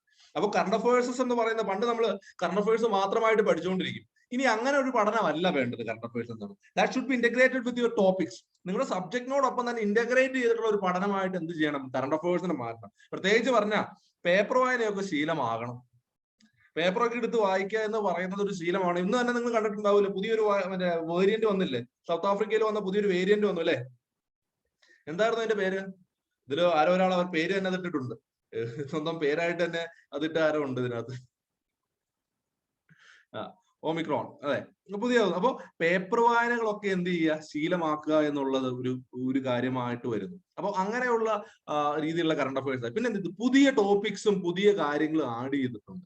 ആ ആഡ് ചെയ്ത പുതിയ ടോപ്പിക്സ്, അല്ലെങ്കിൽ ആ ആഡ് ചെയ്ത ഒരു സബ്ജക്റ്റിൽ തന്നെ ആഡ് ചെയ്ത പുതിയ ടോപ്പിക്സ്, ആ ഭാഗങ്ങളിൽ നിന്നുള്ള ചോദ്യങ്ങളോട് ഇല്ല ഹിന്ദു തന്നെ വായിക്കണമെന്നൊന്നുമില്ല, അത്രയ്ക്ക് ഡെപ്തിലോട്ടൊന്നും പോകുന്നില്ല. ഓക്കെ. അപ്പോ ഈ പറയുന്നത് പോലെ എന്ത് ചെയ്യാൻ തുടങ്ങി, ഈ പറയുന്ന ചോദ്യങ്ങളില്, അല്ലെങ്കിൽ ഈ പറയുന്ന പുതിയതായിട്ട് ആഡ് ചെയ്ത ടോപ്പിക്കുകൾ ഉണ്ടെങ്കിൽ ആ ടോപ്പിക്കിന് ചോദ്യം ചോദിക്കാം. പുതിയതായിട്ട് ആഡ് ചെയ്ത ടോപ്പിക്കിന് ചോദ്യം ചോദിക്കാൻ തുടങ്ങി. കാരണം റീസെന്റ് ആയിട്ട് അല്ലെങ്കിൽ പുതിയതായിട്ട് ആഡ് ചെയ്ത്, അപ്പൊ അങ്ങനെ വന്നു കഴിഞ്ഞാൽ പുതിയതായിട്ട് ആഡ് ചെയ്ത് വന്ന ടോപ്പിക്കുകൾക്ക് ഇമ്പോർട്ടൻസ് ഉണ്ട്, അത് ഒഴിവാക്കാൻ പറ്റത്തില്ല. അപ്പോൾ ഇങ്ങനെ ഒരു രീതിയിൽ എന്ത് ചെയ്തിട്ടുണ്ട്, സിലബസിന് ഒരു മാറ്റമുണ്ട്. അപ്പൊ അത് എന്ത് ചെയ്യണം, നമ്മൾ അത് മനസ്സിലാക്കണം. ഈ മാറ്റങ്ങൾ എന്ത് ചെയ്യണം, നമ്മൾ മനസ്സിലാക്കണം. ഇനി അടുത്ത കാര്യം, ഇനി അടുത്ത പരിപാടിയാ. ഇപ്പൊ നമ്മൾ എന്ത് ചെയ്തു, എക്സാമിനെ പറ്റി പറഞ്ഞു, രണ്ടാമത് സിലബസിനെ പറ്റി പറഞ്ഞു. ഇനി ക്വസ്റ്റ്യൻസിൽ എന്തോ സംഭവിച്ചേ? ഇത് ഓൾറെഡി ഞാൻ കഴിഞ്ഞ ക്ലാസ്സിൽ കഴിഞ്ഞ ടോപ്പിക്ക് പറഞ്ഞ കാര്യങ്ങൾ തന്നെയല്ലേ. ക്വസ്റ്റ്യൻ കൂടുതലും കുറെയൊക്കെ കൺസെപ്ച്വൽ ആയിട്ടുള്ള ചോദ്യങ്ങൾ വരാൻ തുടങ്ങി. കൺസെപ്ച്വൽ ആയിട്ടുള്ള ചോദ്യങ്ങൾ വരാൻ തുടങ്ങിയപ്പോൾ എന്ത് ചെയ്തു, കൃത്യമായിട്ട് കാര്യങ്ങൾ മനസ്സിലാക്കി പഠിച്ചില്ലെങ്കിൽ നമുക്ക് പണി കിട്ടും എന്നുള്ള ഒരു അവസ്ഥയായി. ഇപ്പോ ഞാൻ കാര്യം ചോദിക്കാം, ഇപ്പോ ജോഗ്രഫി തന്നെ വെച്ച് ചോദിക്കാം. നിങ്ങൾ പഠിക്കുന്ന സമയത്ത് ഈ വെസ്റ്റേൺ ഗട്ട്സ് ആൻഡ് എസ്കാർപ്മെന്റ് എന്ന് നമ്മൾ പഠിക്കാറുണ്ട് അല്ലെ? നിങ്ങൾ പഠിക്കാറില്ലേ വെസ്റ്റേൺ ഗട്ട്സ് ഒരു എസ്കാർപ്മെന്റ് ആണെന്ന് പഠിക്കാറില്ലേ? ഇപ്പൊ ചോദിച്ചു നമുക്ക് വന്നതാണ്.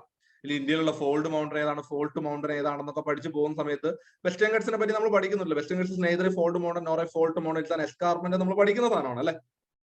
അതെന്താണ് അതിന് ആരും ഉത്തരം പറയാത്തത്? ഇല്ലേ, പഠിച്ചിട്ടില്ലേ? ഇങ്ങനെ വന്നു ഇല്ല, പഠിച്ചിട്ടില്ലേ? അപ്പൊ നമ്മളത് പഠിച്ചു പോകുന്നുണ്ട്, അങ്ങനെ ഒരു സാധനം നമ്മൾ പഠിക്കുന്നുണ്ട്.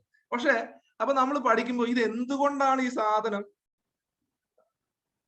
എന്തുകൊണ്ടാണ് ഇതിന് ഒരു എസ്കാർപ്മെന്റ് എന്ന് പറയുന്നത്? എസ്കാർപ്മെന്റിന് പ്രോപ്പർ മലയാളം എനിക്ക് അറിയില്ല. അതിനൊരു മലയാളം ഉണ്ടോ എന്നില്ല. മലയാളത്തിലും എസ്കാർപ്മെന്റ് തന്നെയാണ്, ക്വസ്റ്റ്യൻ പേപ്പറിലും എസ്കാർപ്മെന്റ് തന്നെയാണ് അവർ കൊടുത്തിരിക്കുന്നത്. ക്വസ്റ്റ്യനിലും എസ്കാർപ്മെന്റ് തന്നെയാണ് കൊടുത്തിരിക്കുന്നത്. അപ്പൊ ഒരു മലയാളം ഉണ്ടാവില്ല, ഇല്ലെങ്കിൽ അങ്ങനെ കൊടുക്കില്ല. ഓക്കെ, അപ്പോ ആ ഒരു കാര്യം, അപ്പൊ നമ്മൾ പഠിക്കുന്ന സമയത്ത് നമ്മൾ വ്യക്തമായിട്ട് പറയുന്ന, അല്ലെങ്കിൽ ഞാനിപ്പോ ക്ലാസ് എടുക്കുന്ന സമയങ്ങളിൽ ഞാൻ ആദ്യമേ അവർ പറയാറുള്ളതാണ്, വെസ്റ്റേൺ ഗട്ട്സ് ആദ്യം ക്ലാസ് എടുക്കുന്ന വെസ്റ്റേൺ ഗട്ട്സിനെ പറ്റി പറഞ്ഞിരുന്ന സമയത്ത് ആദ്യമേ ചോദിക്കുന്ന ഒരു ചോദ്യമാണ്, ഇത് ഫോൾഡ് മൗണ്ടർ ആണോ ഫോൾട്ട് മൗണ്ടർ ആണോ? ആദ്യം ചോദിക്കുന്ന കാര്യമാണ്, ഇത് ഫോൾഡ് ആണോ ഫോൾട്ട് ആണോ എന്ന് ചോദിക്കും. കാരണം അങ്ങനെ ഒരു കാര്യം ഉണ്ട്, നമ്മളത് പഠിക്കുന്നതാണ്. അത് എന്താണെന്ന് നിങ്ങൾക്ക്, കാരണം അത് പ്ലേറ്റ് ടെക്ടോണിക് തിയറി എന്ന് കുറച്ച് മുമ്പ് പറഞ്ഞല്ലോ, ആ തിയറി ഒക്കെ ആയിട്ട് കണക്ട് ചെയ്ത് വരുന്ന ഒരു കാര്യമാണ്. ഞാനിപ്പോ അതിലേക്ക് പറയാൻ ഒരുപാട് സമയം. അപ്പൊ നമ്മൾ പഠിക്കുന്ന എന്ത് ചെയ്യണം, ജസ്റ്റ് ഇപ്പൊ ഫോൾഡ് മൗണ്ടർ എന്ന് പഠിച്ചു, ഇത് fold mounted, Himalaya one of the youngest fold mounted ആണെന്ന് പറഞ്ഞ് പഠിച്ചു പോയി. പക്ഷേ ഇപ്പൊ നമ്മളോട് ചോദിച്ച പ്ലേറ്റ് ടെക്ടോണിക്സിന്റെ ഒരു ചോദ്യം ചോദിച്ചില്ലേ, ആ തിയറി പഠിക്കുമ്പോൾ അല്ലെങ്കിൽ അത് പഠിക്കുമ്പോൾ നിങ്ങൾക്ക് മനസ്സിലാവും എന്താണ് ഫോൾഡിങ്, എങ്ങനെയാണ് ഫോൾഡ് മൗണ്ടർ ഉണ്ടാകുന്നത്. അപ്പോ ആ ഉണ്ടായ സാധനം എങ്ങനെയാണ് ഇന്ത്യയിൽ വന്നതെന്ന് മാത്രം പഠിച്ചാൽ മതി. അപ്പോ എന്ത് ചെയ്യണം, പഠിക്കുമ്പോൾ അതിന്റെ കൺസെപ്റ്റ് മനസ്സിലാക്കി തന്നെ പഠിക്കണം ഇനി മുതൽ. പക്ഷെ അതിനുവേണ്ടി നിങ്ങൾ ഈ പറയുന്ന പോലെ ഉള്ളത് മുഴുവൻ പഠിക്കാൻ നിൽക്കേണ്ട കാര്യമില്ല. നിങ്ങളുടെ സിലബസ് പഠിച്ചാൽ മതി. സിലബസിലുള്ള സാധനം വ്യക്തമായിട്ട് ഒരുപാടങ്ങ് ഡീപ്പാക്കാനുണ്ട്. എസ്കാർപ്മെന്റ് എന്ന് പറഞ്ഞു കഴിഞ്ഞാൽ അങ്ങനെ വെർട്ടിക്കൽ ആയിട്ട് നിൽക്കുന്ന ഫേസിനെയാണ്. ഇപ്പൊ നമ്മള് ഇതിൽ വർക്കലയൊക്കെ ക്ലിഫിൽ അവിടെ പോയിരിക്കുമ്പോൾ ഇങ്ങനെ വെർട്ടിക്കൽ ആയിട്ട് നിൽക്കുന്ന ഒരു ഫേസ് കാണാൻ പറ്റില്ലേ? വെർട്ടിക്കൽ ആയിട്ട് നിൽക്കുന്ന ഒരു ഫേസ്, ഒരു മൗണ്ടന്റെ ഒക്കെ ഇങ്ങനെ വെർട്ടിക്കൽ ആയിട്ട് നിൽക്കുന്ന, കുത്തനെ നിൽക്കുന്ന ഫേസിനാണ് എസ്കാർപ്മെന്റ് എന്ന് പറയുന്നത്. സ്കാർപ്പ് അഥവാ എസ്കാർപ്മെന്റ് എന്ന് പറയും. ഓക്കെ, അപ്പോ ഇങ്ങനെയുള്ള കാര്യങ്ങൾ പഠിക്കുന്നത് വ്യക്തമായിട്ടും വൃത്തിയായിട്ടും കൃത്യമായിട്ടും പഠിച്ചു പോയാൽ മാത്രം മതി. അതിന്റെ ഉള്ളിലേക്ക് ഒരുപാട് ഡെപ്തിലേക്കൊന്നും നിങ്ങൾ പോകണ്ട. ക്ലിയർ ആയിട്ട് ഒരു സാധനം പഠിക്കുമ്പോൾ അത് എന്താണ്, എന്തുകൊണ്ട്, ഇത്രയും മാത്രം പഠിച്ചാൽ അതിൽ കൂടുതലൊന്നും ഡെപ്തിലോട്ട് പോകണ്ട. അതിലേക്ക് ഒരുപാട് ഡെപ്തിലോട്ട് നിൽക്കണമല്ല, എന്തുകൊണ്ട്, എങ്ങനെ, എപ്പോ, ആ ഒരു രീതിയിലേക്ക് ഒരു വൈ എന്നുള്ള ചോദ്യം എപ്പോഴും അതിന്റെ കൂടെ ചോദിച്ചുകൊണ്ടിരുന്നാൽ മാത്രം മതി. ഒരു വൈ, അത്രേ ഉള്ളൂ.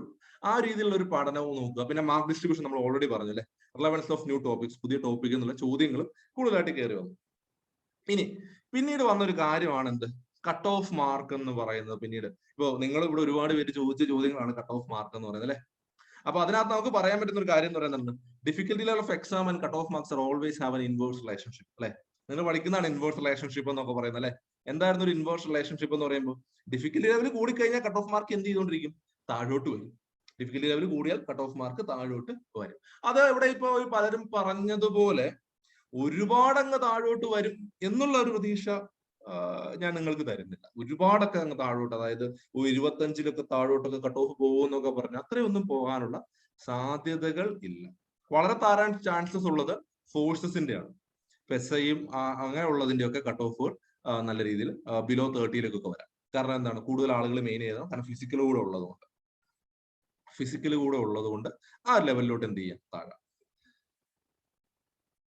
50+ ഒക്കെ സേഫ് ആണ്, 40+ ഒക്കെ തന്നെ, 40-45+ ഒക്കെ തന്നെ ഒരുവിധം സേഫ് ആയിരിക്കും. പക്ഷെ അതിന് താഴോട്ട് ഒരു ഫോഴ്സസിലുള്ളവർക്ക് സേഫ് ആയിരിക്കും, ഫോഴ്സസിലേക്കുള്ളൂ. കാരണം എന്താണെന്ന് വെച്ച് കഴിഞ്ഞാൽ ആ ഫോഴ്സസിന് നമുക്ക് പറയാൻ പറ്റുന്നത്,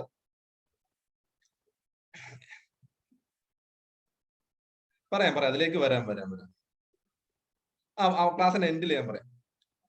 സെക്കൻഡറി സെമസ്റ്റർ ഒക്കെ ഒരു 40+ ഒക്കെ തൊട്ട് നമുക്ക് എക്സ്പെക്ട് ചെയ്യാം. 40+, 45 ഒക്കെ, ആ ഒരു 40+നൊക്കെ മുകളിലേക്ക് ഏകദേശം ഒരു ഷുവർട്ടി നമുക്ക് പറയാം. 40-45+ ഒക്കെ ആണ്. 50+ ഒക്കെ ആണ് ഏകദേശം നമുക്ക് ഉറപ്പിക്കാം കയറുമെന്നുള്ളത്. അതിനൊന്നും ഒരുപാട് മുകളിലേക്കൊന്നും പോകില്ല. പക്ഷെ 30 പോലുള്ളതിലേക്ക് അത്രയും താഴുമെന്നുള്ള പ്രതീക്ഷയും ഇല്ല. കാരണം എല്ലാവർക്കും ഒന്നും ഈ പറയുന്നത് പോലെ അത്ര ഡിഫിക്കൽറ്റി ആയിരുന്നില്ല എന്നുള്ള കാര്യമുണ്ട്. അപ്പോ ഈ പറയുന്ന രീതിയിൽ ഇപ്പൊ കട്ട് ഓഫ് മാർക്ക് എന്ത് ചെയ്ത്, കാരണം നേരത്തെ നിങ്ങൾക്ക് അറിയാല്ലേ 70-ന് മുകളിലും 80-ന് മുകളിലും ഒക്കെ PSCയുടെ കട്ട് ഓഫ് വന്നുകൊണ്ടിരുന്നത്, അതെന്ത് ചെയ്യുക, നേരെ താഴോട്ട് വന്നുകൊണ്ടിരിക്കുക. ഇതൊരു UPSCയുടെ ട്രെൻഡാണ്. UPSC നോക്കിയാൽ ഓരോ വർഷം പ്രിലിമിനറിയുടെ കട്ട് ഓഫ് താഴോട്ട് വന്നുകൊണ്ടിരിക്കുക. അപ്പൊ അതുപോലെ എന്ത് ഡിഫിക്കൽറ്റി ലെവൽ കൂടുമ്പോൾ, പക്ഷെ ഞാൻ പറയുകയാണെങ്കിൽ എക്സാമിന്റെ ഡിഫിക്കൽറ്റി ലെവൽ കൂടുന്നത് തന്നെയാണ് നല്ലത്. എന്ത് ചെയ്യുന്നു, പഠിക്കുന്നവർക്ക്, നല്ല രീതിയിൽ പഠിക്കുന്നവർക്ക് അതാണ് അഡ്വാൻറ്റേജ്. നിങ്ങൾ നല്ല രീതിയിൽ പ്രിപ്പയർ ചെയ്യുക, നിങ്ങൾക്ക് നല്ലത് എന്താ, നിങ്ങൾ പഠിച്ചിട്ടുണ്ടെങ്കിൽ നല്ലത് ഏതാ. കാരണം പഠിക്കാതെ, നിങ്ങൾ സീരിയസ് ആയിട്ട് പഠിച്ചു, പഠിക്കാതെ ഒരുത്തും വരികയും ചെയ്തു, അവൻ ഈ കറക്കി കുത്തി, അല്ലെങ്കിൽ അവൻ എന്തൊക്കെയോ വെച്ച് ജസ്റ്റ് ചെയ്ത് കയറി പോയി എന്നുള്ള അവസ്ഥ. പക്ഷെ നല്ല രീതിയിൽ ഡിഫിക്കൽട്ട് ആയത് ആ വ്യക്തമായിട്ട് മനസ്സിലാക്കി വൃത്തിയായി പഠിച്ചവർ തന്നെ എന്ത് ചെയ്യും, ക്ലിയർ ആവും. അപ്പോൾ എക്സാമിന്റെ ഡിഫിക്കൽറ്റി ലെവൽ കൂടുന്നത് തന്നെയാണ് എപ്പോഴും നല്ല രീതിയിൽ പ്രിപ്പയർ ചെയ്യുന്നവർക്ക് നല്ലത്, അഡ്വാൻറ്റേജ് ആണ് ശരിക്കും പറഞ്ഞത്. അപ്പോൾ നമ്മൾ ക്വസ്റ്റിന്റെ ഡിഫിക്കൽറ്റി ലെവൽ കൂടുന്നില്ല, പക്ഷെ അത് അവിടെ വെച്ച് മനസ്സിലാക്കാൻ പറ്റണം. കാരണം ഇത് എല്ലാവർക്കും ഈസി ആയിരിക്കോ എന്ന് വെച്ച് ഞാനിരുന്ന് ഇങ്ങനെ ഒരു കുത്തി നെഗറ്റീവ് മേടിച്ചു വെക്കാൻ മേടിക്കരുത്. നെഗറ്റീവ് മേടിച്ചു വെക്കാൻ നിൽക്കരുത്. അപ്പൊ എന്ത് ചെയ്യണം, ഒരു ഏത് ലെവലാണ് എന്നുള്ള ക്വസ്റ്റ്യൻ, അതായത് നമ്മളൊരു ബേസിക് ആയിട്ട് ഒരു അനാലിസിസും ലോജിക്കൽ റീസണിങ്ങും നമ്മൾ ഉണ്ടാക്കിയെടുക്കണം. അതിനെ ബേസ് ചെയ്ത് തന്നെയായിരിക്കണം നമ്മുടെ പ്രിപ്പറേഷൻ എന്ന് പറയുന്നത്. അപ്പൊ അങ്ങനെ ഒരു കട്ട് ഓഫ് മാർക്ക്. ഇനി എന്താണ് 5ാമത്തെ പ്രശ്നം എന്ന് പറയുന്നത് നമ്മൾ നേരിട്ടത് നമ്മുടെ പ്രിപ്പറേഷൻ ആണ്. എന്താണ് പ്രിപ്പറേഷനകത്ത് കൺസെപ്ച്വൽ ആണ് ഇനി പഠിക്കേണ്ടത്, ഫാക്ച്വൽ അല്ല. അതാണ് കാര്യം. അപ്പൊ എന്ത് ചെയ്യണം, കൺസെപ്ച്വൽ ആയിട്ട് തന്നെ പഠിക്കണം. അതിനെന്ത് ചെയ്യണം, എവിടെ നിന്ന് പഠിക്കുക എന്നുള്ളതാണ് അടുത്ത പ്രശ്നം അല്ലെ. കൺസെപ്ച്വൽ ആയിട്ട് പഠിക്കണം. എവിടെ നിന്ന് പഠിക്കാം, കൺസെപ്ച്വൽ എവിടെ നിന്ന് പഠിക്കുക എന്നുള്ളതാണ് അടുത്ത പ്രശ്നം. എവിടെ നിന്ന് പഠിക്കാം കൺസെപ്ച്വൽ, നിങ്ങൾ തന്നെ പറ, എവിടെ നിന്ന് പഠിക്കാം. അതെനിക്ക് PWD I mean person with disabilities കൃത്യമായിട്ട് എനിക്കറിയില്ല, എന്റെ വേക്കൻസിയും കാര്യങ്ങളും നോക്കണം. അതുകൊണ്ട് ടെക്സ്റ്റ് ബുക്ക് ഗൂഗിള് ചെയ്യുമ്പോഴുള്ള പ്രശ്നം, ഈ ഗൂഗിളും യൂട്യൂബും ഒക്കെ തപ്പിപ്പോകുമ്പോഴുള്ള പ്രശ്നം എന്താണെന്ന് വെച്ച് കഴിഞ്ഞാൽ, ഗൂഗിളിലും യൂട്യൂബിലൊക്കെ നിങ്ങൾക്ക് ഒരുപാട് മെറ്റീരിയൽ കിട്ടും. കുറെയൊക്കെ ശരിക്കും പറഞ്ഞാൽ ചവറ മെറ്റീരിയൽ. അതിൽ നിന്ന് നല്ലത് തെരഞ്ഞെടുക്കാൻ സ്ക്രീൻ ചെയ്യാനുള്ള ഒരു എബിലിറ്റി നമ്മൾ ഉണ്ടാക്കണം. ഇല്ല ചുമ്മാ സമയം പോകത്തേ ഉള്ളൂ. നല്ല മെറ്റീരിയലുള്ള നല്ല ചാനലുകളും നല്ല കണ്ടന്റും നമ്മൾ ഐഡന്റിഫൈ ചെയ്ത് ഇല്ലെങ്കിൽ അതിന് എന്ത് ചെയ്യാം, NCERT ടെക്സ്റ്റുകൾ വായിക്കുക. NCERT ടെക്സ്റ്റുകൾ വളരെ ബേസിക് +2 വരെയുള്ള NCERT ടെക്സ്റ്റുകൾ വായിക്കുന്നത് വളരെ നല്ലതാണ്. കൂടെ SCRT NCERT ടെക്സ്റ്റുകൾ +2 വരെ ഉള്ളത് വായിക്കുക. പക്ഷെ അവിടെ ഒരു പ്രശ്നമുണ്ട്. അപ്പോ ഇന്ത്യൻ പൊളിറ്റി എന്ന് പറയുന്ന സബ്ജക്റ്റിന് നിങ്ങൾ ഈ SCRT NCERT വായിച്ചിട്ടൊരു കാര്യമില്ല. ഇന്ത്യൻ പൊളിറ്റി എന്ന് പറയുന്ന സബ്ജക്ട്. അപ്പൊ എന്തിനാ അതിന് വേറെ സ്റ്റാൻഡേർഡ് റെഫറൻസ് ടെക്സ്റ്റുകളുള്ള കാര്യങ്ങളിലായിട്ട് ലക്ഷ്മി അന്ന് ഫുള്ള് വേണമെന്നൊന്നുമില്ല. ലക്ഷ്മി അതൊക്കെ ഒരുപാട് വലിയ ബുക്ക്, അത്രയൊന്നും ഫുള്ളൊന്നും വേണം. അപ്പോ ആ രീതിയിലേക്ക് ഇപ്പോ അങ്ങനെ പലതിനും എന്തുണ്ട്, ഇപ്പോ സയൻസ് ആൻഡ് ടെക്നോളജി, എൻവയോൺമെന്റ്, ഇങ്ങനെയൊക്കെ ഉള്ളത് വരുന്ന സമയത്ത് നിങ്ങൾക്ക് എന്താണ് റെഫറൻസ് മെറ്റീരിയൽസിന്റെ ഫീൽഡ്. ഇപ്പൊ ഏറ്റവും വലിയ എക്സാമ്പിൾ കേരള ജോഗ്രഫി പെർസ്പെക്റ്റീവ് ഞാൻ പറഞ്ഞു. കേരള ജോഗ്രഫി വലിയ പാടാ. നിങ്ങളിപ്പോ തപ്പിയാലും കിട്ടാനും ഭയങ്കര പാടാ. കേരള ജോഗ്രഫി എസ്പെഷ്യലി കേരളത്തിന്റെ ഇപ്പൊ നോക്കി തപ്പിക്കഴിഞ്ഞാൽ നമുക്ക് കിട്ടുന്ന ഏറ്റവും കൂടുതൽ ഏതാ, കേരളത്തിലൂടെ ഒഴുകുന്ന റിവറുകൾ ഏതാന്നുള്ള വല്ല വീഡിയോസ് കാണും, അല്ലെങ്കിൽ അതിലുള്ള കുറെ ബുക്കുകൾ കാണും, അല്ലെങ്കിൽ അങ്ങനെ കുറെ സാധനങ്ങൾ കാണും. പക്ഷേ കേരള ജോഗ്രഫി എന്ന് പറയുന്നതിനകത്ത് നമ്മൾ വിചാരിക്കുന്ന പോലെ നിങ്ങൾ ഈ സിലബസ് കണ്ടു കഴിഞ്ഞാൽ ഇത്രയും നാളും നിങ്ങൾ ജോഗ്രഫി എന്ന് NCERT നോക്കിയിട്ട് SCERT-ലുള്ള കേരള ടോപ്പിക്സോടെ നോക്കിയത് NCERT കുറച്ചുകൂടി ഡീറ്റെയിൽ. അപ്പോ നിങ്ങൾ ഈ ഇത്രയും നാൾ നിങ്ങൾ ഈ പറഞ്ഞുകൊണ്ടിരുന്ന കാര്യം വിട്ടുപോയില്ല എന്തൊക്കെയാണ്. ഇപ്പൊ കേരള നിങ്ങളുടെ അഭിപ്രായത്തിൽ ജോഗ്രഫി എന്ന് പറയുന്നതിനകത്ത് എന്തൊക്കെയാണ് പഠിക്കാനുള്ളത്? നിങ്ങളൊന്ന് പറയും, നിങ്ങൾക്ക് ജോഗ്രഫി എന്ന് പറയുന്ന സബ്ജക്ട് പഠിക്കാൻ തരും, നിങ്ങൾ എന്തൊക്കെയാണ് പഠിക്കുക? ജസ്റ്റ് ഒന്ന് കമന്റ് ചെയ്ത് എന്തൊക്കെയാണ് നിങ്ങൾ പഠിക്കുക ജോഗ്രഫി എന്ന് പറയുന്നത്.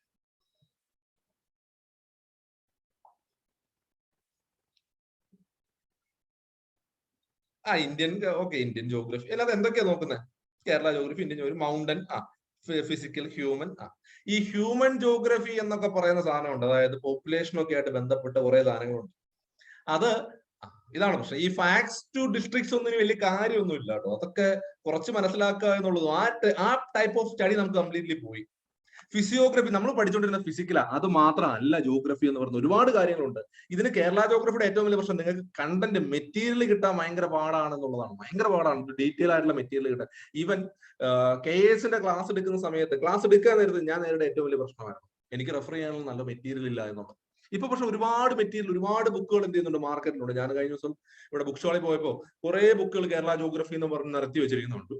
അല്ലെ ഏതൊക്കെ നല്ലതാണ് അല്ലാന്നുള്ളത് എനിക്കറിയില്ല. ഞാൻ കുറെ ബുക്കുകൾ ഇരിക്കുന്നുണ്ട്. ഓക്കെ, അപ്പൊ അങ്ങനെ ഒരു പ്രശ്നം, നല്ലൊരു മെറ്റീരിയൽ സെലക്ട് ചെയ്യുക എന്നുള്ളത് വലിയൊരു പ്രശ്നം. കറക്റ്റ് ആയിട്ടുള്ള മെറ്റീരിയൽസ് വേണം. അപ്പോൾ ഞാൻ പറഞ്ഞു കൺസെപ്ച്വൽ ആണെന്ന് പറഞ്ഞു. ഇനി കൺസെപ്ച്വൽ ആണെന്ന് പറഞ്ഞാൽ ഇനി പോലെ ആരും ഫാക്ട് പഠിക്കാതെ പോകാൻ പറ്റത്തില്ല.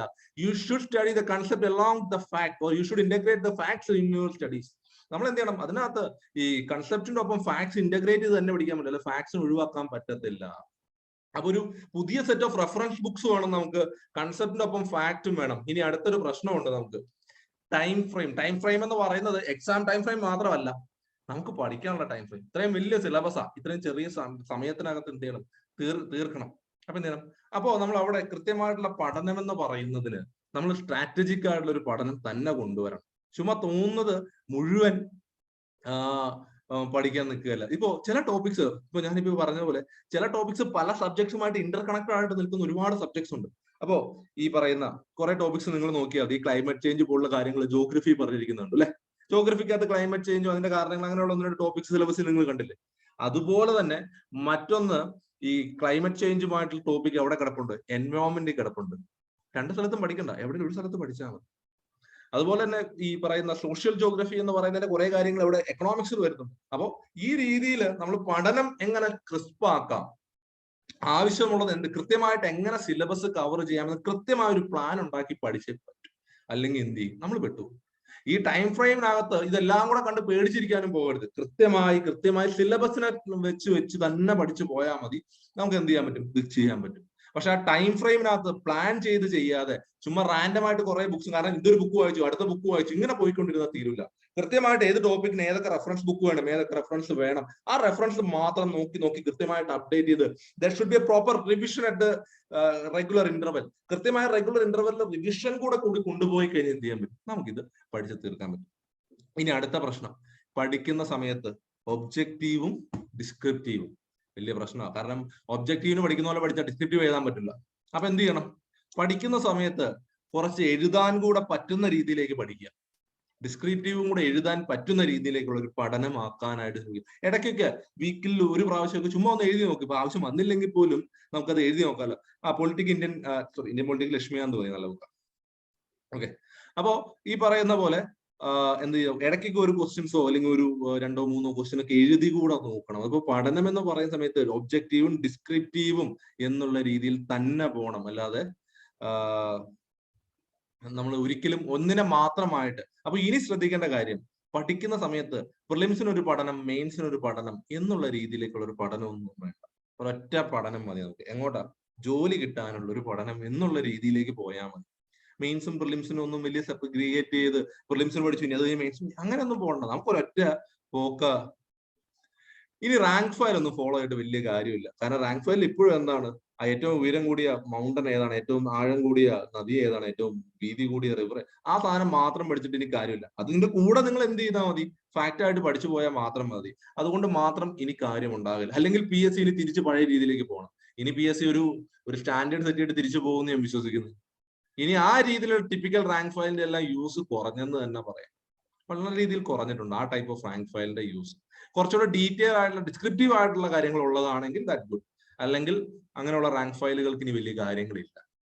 അപ്പോ ഇത്രയും കാര്യങ്ങൾ ആണ് നമുക്ക് ഒരു മൊത്തത്തിൽ ഇപ്പൊ PSC യുടെ ചേഞ്ച് കൊണ്ട് നമുക്ക് വന്നിരിക്കുന്നത്. നമ്മൾ മനസ്സിലാക്കേണ്ട കാര്യങ്ങൾ ഇത്രയാണ്. ഓക്കെ, അപ്പോ ഇത്രയും കാര്യങ്ങൾ നമുക്ക് ഏകദേശം മനസ്സിലാക്കിയേ പറ്റത്തുള്ളൂ. അപ്പൊ ഇങ്ങനെയൊക്കെയുള്ള ചേഞ്ചസ് നമ്മുടെ മുമ്പിൽ വന്നിരിക്കുന്നത്, ഇത് ഇന്നവിറ്റബിൾ ആയിട്ടുള്ള ഒരു ചേഞ്ച് ആണ് നമ്മുടെ മുമ്പിൽ വന്ന് നിൽക്കുന്നത്. ഈ ചേഞ്ച് നമ്മൾ ഇനി അങ്ങോട്ടാണ് അറിയാൻ പോകുന്നത്. ഞാൻ അതിലോട്ട് വരുന്നുണ്ട് കേട്ടോ. അപ്പോ ഇങ്ങനെയുള്ള ഒരു മാറ്റമാണ് എന്നൊക്കെ നമ്മൾ പറഞ്ഞു. ഓക്കെ, ഇനി അപ്പൊ നമുക്ക് നിങ്ങളുടെ ഡൗട്ട്സിലേക്ക് വരാം കേട്ടോ. ഞാനിതൊന്ന് പറഞ്ഞ് തീർത്തിട്ട് വരുന്നതല്ലേ നല്ലത്. അല്ലെങ്കിൽ കുറച്ച് പേർക്ക് ചിലപ്പോൾ ബോറായിട്ട് തോന്നില്ലേ.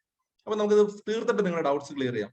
എത്ര ലേറ്റ് ആണെങ്കിലും നിങ്ങളുടെ ഡൗട്ട്സ് എല്ലാം ക്ലിയർ ചെയ്തിട്ട് പോകാം. ഓക്കെ, ദെൻ ഇനി നമുക്ക് മെയിൻസിലോട്ട് വരുവാണ്. നമ്മുടെ മുമ്പിൽ പ്രിലിംസ് കഴിഞ്ഞ് മെയിൻസിലോട്ട് പോവാം. പ്രിലിംസ് കഴിഞ്ഞ് മെയിൻസിലോട്ട് പോകാൻ നേരത്ത് നമ്മുടെ മുമ്പിലേക്ക് ആദ്യത്തെ ചോദ്യം എന്താ, ഫസ്റ്റ് പ്രശ്നം എന്താ നിങ്ങളുടെ മുമ്പിൽ വരാൻ പോകുന്ന ചോദ്യങ്ങളാണ് നമ്മൾ ഇനി അഡ്രസ് ചെയ്യാൻ പോകുന്നത്. മെയിൻസിൽ വരുമ്പോൾ എന്തായിരിക്കും ഏറ്റവും വലിയ പ്രശ്നം മുമ്പിൽ വരുന്നത്?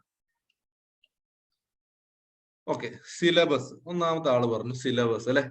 സിലബസ് ഈ ഇരിപ്പാണ് ഇരിക്കുന്നത്. സിലബസ് എങ്ങനെ ആയിരിക്കും ഈ സിലബസ് ചെയ്യാൻ പറ്റുന്നത്? എങ്ങനെ വരുന്ന സിലബസ്? നിങ്ങളുടെ അഭിപ്രായത്തിൽ എന്തായിരിക്കും സിലബസ്? നമുക്ക് ഓരോരോ ഡൗട്ടായിട്ട് പോകാം. സിലബസിൽ നിന്ന് തന്നെ പോകാം. എന്തായിരിക്കും സിലബസ്?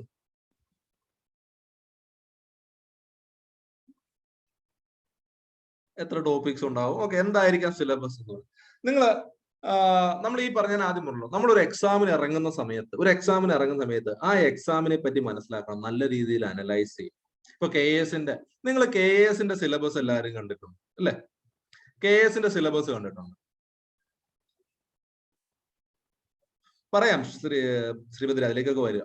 KS ന്റെ സിലബസ് കണ്ടിട്ടുണ്ട്. KS ന്റെ സിലബസും ഡിഗ്രി ലെവലിന്റെ സിലബസും കണ്ടിട്ടുണ്ട്. അതുപോലെ തന്നെ +2 ലെവലിന്റെ സിലബസും കണ്ടിട്ടുണ്ട്.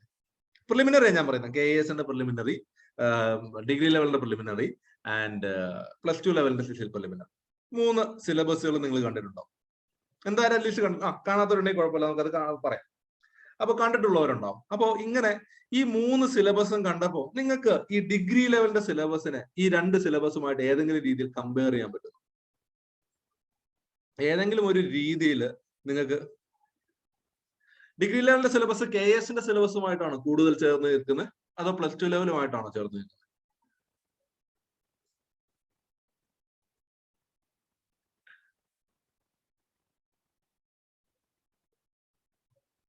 ഡിഗ്രി ലെവലിന്റെ സിലബസ് എന്ന് പറഞ്ഞാൽ നിങ്ങൾ എന്ത് ചെല്ലുമ്പോൾ എടുത്തു പോയിക്കോ, +2 ലെവലിന്റെ സിലബസിൽ ഒരൊറ്റ സബ്ജക്റ്റിൽ മാത്രമേ മാറ്റമുള്ളൂ. ഒരൊറ്റ സബ്ജക്ട്. ഏത് സബ്ജക്റ്റാണ് മാറിയിരിക്കുന്നത്? ഒരൊറ്റ സബ്ജക്ട്, ഒരു എന്റെ ഒരു സബ്ജക്റ്റിൽ മാറ്റമുണ്ട്. ഏതാണത്? ഒരൊറ്റ സബ്ജക്റ്റിൽ മാത്രമേ അതിനകത്ത് മാറ്റം വന്നിട്ടുള്ളൂ. Science and technology. Exactly. General സയൻസിന് പകരം സയൻസ് ആൻഡ് ടെക്നോളജി KS-ന്റെ സിലബസിൽ നിന്ന് ഈ +2 ലെവലിന്റെ സിലബസ് എടുത്തു വെച്ചു കേരള PSC. അതിൽ നിന്ന് സയൻസ്, ജനറൽ സയൻസ് എടുത്ത് അങ്ങ് ദൂരെ കളഞ്ഞിട്ട് KS-ന്റെ സിലബസ് എടുത്തു science and technology environment topic copy paste ചെയ്തു. അതാണ് ശരിക്കും പറഞ്ഞാൽ ഡിഗ്രി ലെവലിന്റെ സിലബസ് ആയിട്ട് വന്നേക്കുന്നത്. +2 ലെവലിന്റെ സിലബസ് എടുത്തു വെച്ചു, അതിലേക്ക് ഈ പറയുന്നത് എടുത്ത് കളഞ്ഞു, മറ്റു കയറ്റി വെച്ചു. മലയാളത്തിലായിരുന്നു, ഇവിടെ ഇംഗ്ലീഷിൽ എഴുതിയെങ്കിൽ തന്നു. നോക്കിക്കോ, അതാണ് നിങ്ങളുടെ ഡിഗ്രി ലെവലിന്റെ സിലബസ് എന്ന് പറയുന്നത്. അത് തന്നെയാണ് നിങ്ങളുടെ ഡിഗ്രി ലെവലിന്റെ സിലബസ്. ശ്രദ്ധിക്കാത്തവരുണ്ടെങ്കിൽ ഇന്ന് 3 സിലബസ് എടുത്ത് വെച്ചിട്ട് നോക്കിയാൽ മതി. +2ന്റെ സിലബസ് എടുത്ത് വെക്കുക, സയൻസ് എന്ന് പറഞ്ഞാൽ ജനറൽ സയൻസ് എടുത്ത് കളയുക, KS-ന്റെ സയൻസ് ആൻഡ് ടെക്നോളജി എടുത്ത് വെക്കുക, രണ്ടും കൂടെ കമ്പയർ ചെയ്ത് നോക്കുക. സെയിം സിലബസ് ആയിരിക്കും, ഒരു മാറ്റം ഉണ്ടാവില്ല. ഓക്കെ, അപ്പോ ഇതാണ് ഒന്നാമത്തെ കാര്യം. അപ്പോ +2ന്റെ സിലബസുമായിട്ടാണ് എന്ത് ചെയ്തെന്ന് ചേർന്നിരിക്കുന്നത്. പിന്നെ ഈ മെയിൻസിന്റെ സിലബസിനെ പറ്റി അല്ലെങ്കിൽ മെയിൻസിനെ പറ്റി എന്താണ് പറഞ്ഞിരുന്നത്? അല്ലെങ്കിൽ +2ന്റെ മെയിൻസിന്റെ സിലബസ് നിങ്ങൾ കണ്ടായിരുന്നോ? +2ന്റെ മെയിൻസിന്റെ സിലബസ് കണ്ടിരുന്നോ?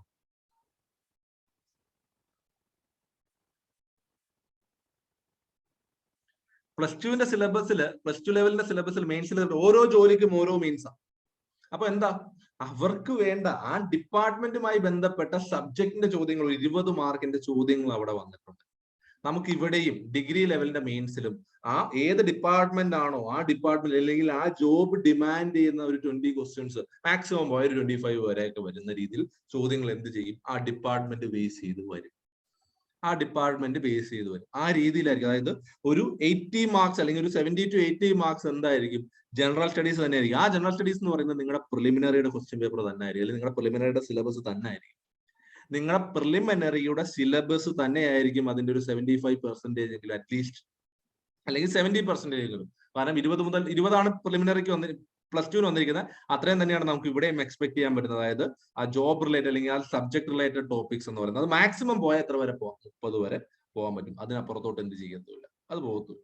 അപ്പോ ആ ഒരു രീതിയിൽ നമുക്ക് ഇവിടെയും എന്ത് ചെയ്യാം, ആ അത്രയും എന്ന് പറയുന്നത് നിങ്ങളുടെ പ്രിലിമിനറിയുടെ അതേ സബ്ജക്ട് തന്നെയായിരിക്കും. പ്രിലിമിനറി അതേ സബ്ജക്ട് തന്നെയായിരിക്കും. ഒരു 70 മുതൽ 80 മാർക്ക് വരെ നിങ്ങൾക്ക് വരും. ബാക്കിയുള്ള ഒരു 20 മാർക്കിലായിരിക്കും ഏത് വരാൻ പോകുന്നത്, നിങ്ങൾക്ക് ഈ പറയുന്ന ആ ഇത് VFA എന്ത്.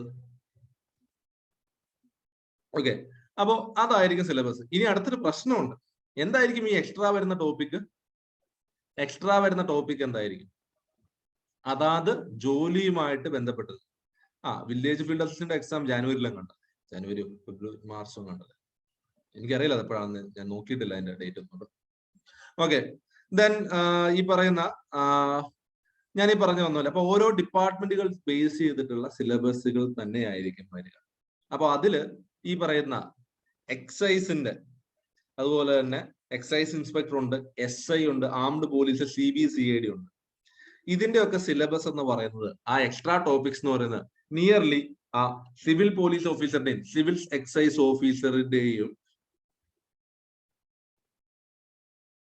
പോലുള്ള കാര്യങ്ങളാണ് കയറി വന്നിരിക്കുന്നത്. അപ്പോൾ ആ ഒരു ടോപ്പിക്കുകൾ തന്നെയായിരിക്കും ഇവിടെ. പക്ഷെ കുറച്ചുകൂടെ ഡീറ്റെയിൽ ആയിട്ടുള്ള ചോദ്യങ്ങൾ കയറി വരാം.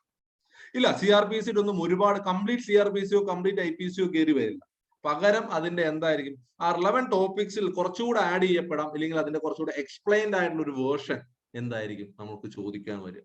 ആ +2 ലെവലിൽ ഉണ്ടായ അതേ ടോപ്പിക്കുകൾ തന്നെയായിരിക്കും വരുന്നത്. അതിനകത്ത് ചിലപ്പോൾ കുറച്ചുകൂടെ ഡീറ്റെയിൽ ആയിട്ട് കുറച്ചുകൂടെ എക്സ്പ്ലെയിൻ ചെയ്ത് പ്രിപ്പയർ ചെയ്യേണ്ടി വരും. VFAയുടെ ഒക്കെ എന്ന് പറയുന്നത് 10th ലെവൽ അല്ലേ, ആ ലെവലിൽ തന്നെ ആയിരിക്കും വരിക കേട്ടോ. നമുക്കത് ഈ ഡൗട്ട്സ് നമുക്ക് പറഞ്ഞല്ലോ, അത് പിന്നീട് ചോദിക്കും, ഒന്ന് തീർത്തോട്ടെ ഞാൻ. അല്ലെങ്കിൽ എന്താ വെച്ച് കഴിഞ്ഞാൽ ബാക്കി ബോറാവും. ഓക്കെ, ഇനി എക്സൈസിന്റെ എങ്ങനെയാണ്? ആ സിലബസ് അബ്കാരി ആക്ട്, NDPS ആക്ട്, ആ സെയിം കാര്യങ്ങൾ തന്നെയായിരിക്കും ഇവിടെയും വരുന്നത്. പക്ഷേ ഇനി വരാൻ പോകുന്ന അടുത്തൊരു പ്രശ്നം നമുക്ക് സെക്രട്ടേറിയറ്റ് അസിസ്റ്റന്റ്, അങ്ങോട്ടാണ് ഞാൻ വരുന്നത് സെക്രട്ടറി അസിസ്റ്റന്റിലോട്ടാണ് ഞാൻ വരുന്നത്.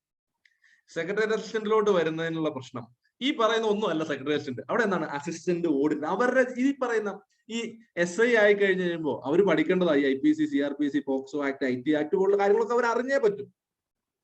ഈ പറയുന്ന ഈ അസിസ്റ്റന്റ് ആയിട്ട് കയറിയതിനു ശേഷം അവർക്ക് അവിടെ കുറെ എക്സാമ്പിൾ എഴുതി പാസ്സാവാനുണ്ട്. അതിൽ ഏറ്റവും കോമൺ ആയിട്ട് വരുന്നതാണ് treasury code, finance code, Indian audit and accounts എന്ന് പറയുന്നത്. ആ ഭാഗങ്ങളിൽ നിന്നായിരിക്കാം മോസ്റ്റ് പ്രോബബിളി അസിസ്റ്റന്റിന്റെ ചോദ്യങ്ങൾ വരും. ആ topic related treasury code, finance code, Indian audit and account എന്നൊക്കെ പറയില്ലേ, ആ ഭാഗങ്ങൾ കണക്ട് ചെയ്തിട്ടായിരിക്കും. അതുപോലെ ഇന്ത്യൻ കോൺസ്റ്റിറ്റ്യൂഷനുമായിട്ട് കണക്ട് ചെയ്ത് ഈ ഭാഗങ്ങളിൽ നിന്നായിരിക്കും അതിനകത്തുള്ള ചോദ്യങ്ങൾ കൂടുതൽ കയറി വരിക. അതാണ് നമുക്ക് പ്രതീക്ഷിക്കാൻ പറ്റുന്നത് ഈ പറയുന്ന അസിസ്റ്റന്റ് ഓഡിറ്റ് പോലുള്ള കാര്യങ്ങൾ. പറയാം ഞാൻ വരട്ടെ ഞാൻ വരാം. ദെൻ അതുപോലെ തന്നെ ഈ അസിസ്റ്റന്റ് കേരള അഡ്മിനിസ്ട്രേറ്റീവ് ട്രിബ്യൂണലിലേക്ക് ഒരു അസിസ്റ്റന്റിന്റെ ഇതുണ്ട്. അത് സെപ്പറേറ്റ് ആയിട്ട് നടത്തിയാൽ, ഇനി സെക്രട്ടറി അസിസ്റ്റന്റ് കൂടെ തന്നെ വരുവാണെങ്കിൽ സെയിം സിലബസിന്റെ ഭാഗമായിട്ട് വരുന്നത്. ഇനി സെപ്പറേറ്റ് ആയിട്ടാണ് നടത്തുന്നതെങ്കിൽ മീൻസ് അതിനകത്ത് ഈ പറയുന്ന പോലെ ട്രിബ്യൂണൽസിനെ പറ്റിയും കേരള അഡ്മിനിസ്ട്രേറ്റീവ് ട്രിബ്യൂണൽസിനെ പറ്റിയും ആ രീതിയിലുള്ള ചോദ്യങ്ങളായിരിക്കും അതിനകത്ത് നമുക്ക് പ്രതീക്ഷിക്കാൻ പറ്റും. ഇനി ഈ പറയുന്ന IPCയും CRPCയും ഒക്കെ കൂടാതെ അസിസ്റ്റന്റ് ജയിലറിൽ നമുക്ക് പ്രതീക്ഷിക്കാൻ പറ്റുന്നത് ഇപ്പോൾ പ്രിസൺസ് ആക്ട് ഉണ്ട്, അതുപോലെ തന്നെ ബ്രോസ്റ്റൽ സ്കൂൾസ് ആക്ട് ഉണ്ട്. അങ്ങനെയുള്ള കാര്യങ്ങൾ അതാത് ഡിപ്പാർട്ട്മെന്റുമായി ബന്ധപ്പെട്ട് വരുന്ന ടോപ്പിക്കുകളാണ് നമുക്ക് എന്ത് ചെയ്യാൻ പറ്റുന്നത് ഇതിനകത്ത് പ്രതീക്ഷിക്കാൻ പറ്റുന്നത് എന്നുള്ളതാണ്. ഓക്കെ, ഇതാണ് എന്ത് ചെയ്യുന്നത് നമുക്ക് ഈ പറയുന്ന ഈ ഇതിലേക്ക് പ്രതീക്ഷിക്കാൻ പറ്റുന്ന ചോദ്യങ്ങൾ എന്ന് പറയും. ഇനി അതുപോലെ തന്നെ ഈ അതിനകത്ത് വേറെ ഒരു കോൺഫിഡൻഷ്യൽ അസിസ്റ്റന്റ് ഒക്കെ ഉണ്ട്. അതൊക്കെ ഓരോ ഡിപ്പാർട്ട്മെന്റ് ബേസ് ചെയ്ത് നടത്തിയാൽ ആ ഓരോ ഡിപ്പാർട്ട്മെന്റുമായി ബേസ് ചെയ്തിട്ടുള്ള കാര്യങ്ങൾ, ആ ഡിപ്പാർട്ട്മെന്റ് ഇപ്പോ നമ്മൾ നോക്കുകയാണെങ്കിൽ വെയർ ഹൗസിംഗ് അല്ലെങ്കിൽ ഹാൻഡിക്രാഫ്റ്റ് ആണെങ്കിൽ എന്താണ് ഹാൻഡിക്രാഫ്റ്റ്, അതുമായി ബന്ധപ്പെട്ട് വരുന്ന ലോസ്, GI ടാക്സ്, ഇങ്ങനെയുള്ള കാര്യങ്ങളായിരിക്കും അവർക്കുള്ള ചോദ്യങ്ങളിൽ കയറി. സോ അപ്പോൾ ഈ ഒരു രീതിയിലായിരിക്കും എന്ത് ആ ഒരു സ്പെഷ്യൽ ആയിട്ടുള്ള ആ ടോപ്പിക്സ് ആ രീതിയിലുള്ള ചോദ്യങ്ങൾ 20 മുതൽ 25 ചോദ്യങ്ങൾ കയറി വരിക ഈ ഭാഗത്ത് നിന്നായി. സോ ഇങ്ങനെയാണ് നമുക്ക് എന്ത് ചെയ്യുന്നത്. അപ്പോൾ ഇത് നമ്മൾ വിചാരിക്കും ഇതൊരു 20 മാർക്കല്ലേ, ബാക്കിയുള്ള 80 മാർക്ക് ഉണ്ടല്ലോ അത് പഠിക്കാം. പക്ഷെ ഈ 20 മാർക്ക് ഒഴിവാക്കാൻ പറ്റില്ല. എന്ത് ചെയ്യണം, ഈ 20 നിങ്ങൾ പഠിക്കണം, ആ 80 പഠിക്കണം. സിലബസ് കംപ്ലീറ്റ്ലി കവർ ചെയ്യാൻ നോക്കും. ഒരിക്കലും ഒന്നിനെ ഒമിറ്റ് ചെയ്ത് മറ്റൊന്ന് പഠിക്കുന്ന രീതിയിലേക്ക് പോകാതിരിക്കുക. ഇതുകൂടെ എന്ത് ചെയ്യണം, ഇതിനൊപ്പം നിങ്ങൾ പഠിച്ചു പോയേ പറ്റും.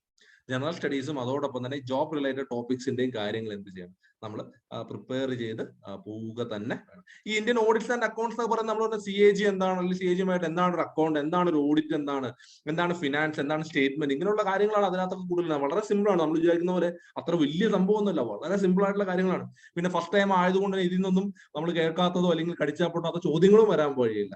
സിമ്പിൾ ആയിട്ടുള്ള ചോദ്യങ്ങളാണ് ഇവിടെ നിന്ന് വരാനുള്ളത്. അപ്പോൾ അത് ആ ഒരു ബേസിക് ലെവലിൽ മാത്രം എന്ത് ചെയ്താൽ മതി, നമ്മളൊന്ന് പഠിച്ച് മനസ്സിലാക്കിയാൽ മാത്രം മതി. ആ ഒരു രീതിയിലുള്ള ചോദ്യങ്ങളായിരിക്കും. കാരണം ഫസ്റ്റ് ടൈം ആയതുകൊണ്ട് തന്നെ ഒരുപാട് ഇൻഡെപ്തിലോട്ട് എന്ത് ചെയ്യില്ല, ഈ പറയുന്ന ടോപ്പിക്കുകളുടെ പോകാൻ നിൽക്കില്ല. അപ്പൊ ഇതാണ് നമുക്ക് എന്ത് ചെയ്യാൻ പറ്റുന്നത്, നമുക്ക് പ്രതീക്ഷിക്കാൻ പറ്റുന്ന ഒരു സിലബസ് എന്ന് പറയുന്ന കാര്യങ്ങൾ. ഇതാണ് നമുക്ക്. ഇനി അടുത്ത ചോദ്യമാണ് നേച്ചർ ഓഫ് എക്സാം അല്ലെ.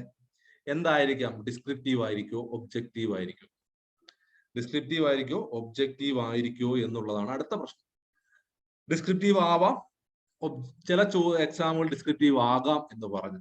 പക്ഷെ അത് ഡിസ്ക്രിപ്റ്റീവ് ആണെന്ന് നമുക്ക് കൺഫർമേഷൻ ഇല്ല. പക്ഷെ എന്താ പ്രശ്നം എന്ന് വെച്ച് കഴിഞ്ഞാൽ, ഇനി നമ്മൾ ഡിസ്ക്രിപ്റ്റീവ് അല്ല ഒബ്ജക്റ്റീവ് ആണെന്ന് ഉറപ്പിച്ചിരുന്ന് പഠിച്ചുകൊണ്ടിരിക്കുക.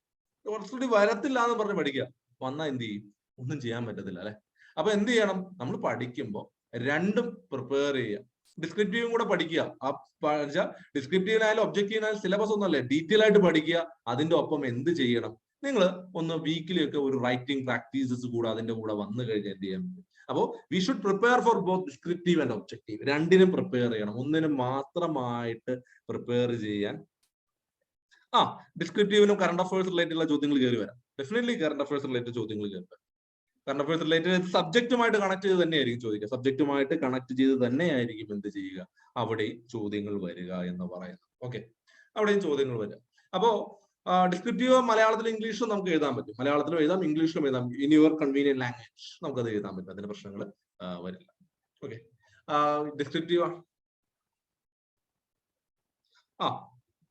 കുഴപ്പമില്ല മാറി, കുഴപ്പമില്ല. ദെൻ അടുത്ത പ്രശ്നം നമ്മളോട് ടൈപ്പ് ഓഫ് ക്വസ്റ്റ്യൻ. എന്ത് ടൈപ്പ് ചോദ്യമായിരിക്കും, ഫാക്ച്വൽ ആയിരിക്കും കൺസെപ്ച്വൽ ആയിരിക്കും?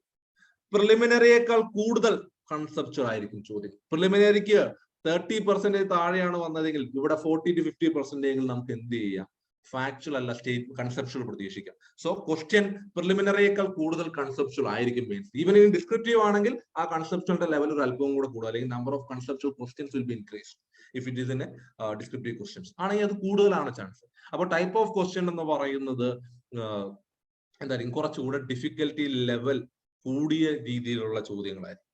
ഓക്കെ, അപ്പോ സ്റ്റേറ്റ്മെന്റ് ചോദ്യങ്ങൾ ടൈപ്പ് ഓഫ് ക്വസ്റ്റ്യൻസ് പറയാം, ഡിസ്ക്രിപ്റ്റീവിന്റെ മാർക്കും പറയാം.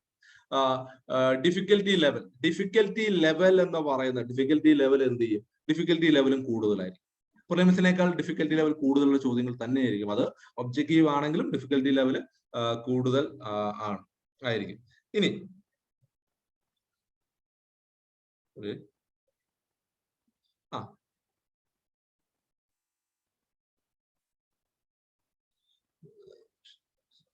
ഞാനത് പറയാം. ഞാൻ ക്ലാസ്സസിനെ പറ്റി പറയാം കേട്ടോ.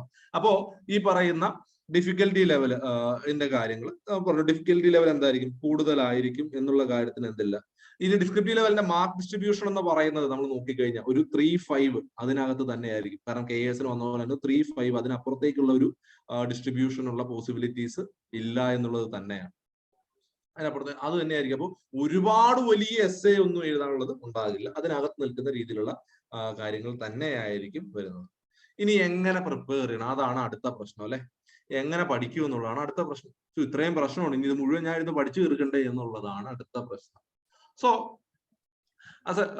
ഇനിയാണ് നമുക്ക് ഇവിടുത്തെ പ്രിപ്പറേഷൻ എന്ന് പറയുന്ന കാര്യം. പ്രിപ്പറേഷന്റെ കാര്യങ്ങളിൽ പറഞ്ഞ പോലെ നമ്മൾ ആദ്യം പറഞ്ഞ കാര്യങ്ങളിലോട്ട് നമുക്ക് തിരിച്ചു പോകണം.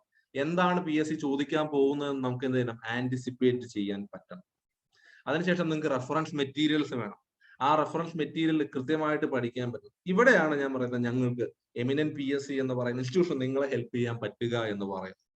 സോ നിങ്ങൾക്ക് ഇതിനായിട്ട് നമ്മൾ പറയുന്നത് ഈ പറയുന്ന ഡിസംബർ 6-ാം തീയതി നമ്മുടെ പുതിയ ബാച്ച് സ്റ്റാർട്ട്. അതിനകത്ത് എന്തായിരിക്കും? നമ്മൾ ഈ എൻറ്റയർ സിലബസ് നിങ്ങളുടെ കവർ ചെയ്തിരിക്കും. അതായത് പ്രിലിമിനറിക്ക് വന്നിരിക്കുന്ന ഒരു എൻറ്റയർ ടോപ്പിക് ഉണ്ടല്ലോ GSന്റെ, ആ എൻറ്റയർ സിലബസ് വളരെ ഡീറ്റെയിൽ ആയിട്ട് തന്നെയായിരിക്കും നിങ്ങൾക്ക് കവർ ചെയ്യുക. ജോഗ്രഫിയും പൊളിറ്റിയും എക്കണോമിക്സും ഒക്കെ ഡീറ്റെയിൽ ആയിട്ട് തന്നെ കവർ ചെയ്യും. ഇപ്പോ അതോടൊപ്പം ഈ പറയുന്ന സ്പെഷ്യൽ ടോപ്പിക്സ് എന്ന് പറയുന്നത് ഇപ്പോ അസിസ്റ്റന്റിന്റെ, അതുപോലെ തന്നെ assistant secretariat assistant, tribunal assistant, അതുപോലെ തന്നെ SA, എക്സൈസ് ഓഫീസർ, ജയിലർ, ഇത്രയും ഇതിന്റെ സ്പെഷ്യൽ ടോപ്പിക്സ് നമ്മൾ കവർ ചെയ്യുന്നതായിരിക്കും.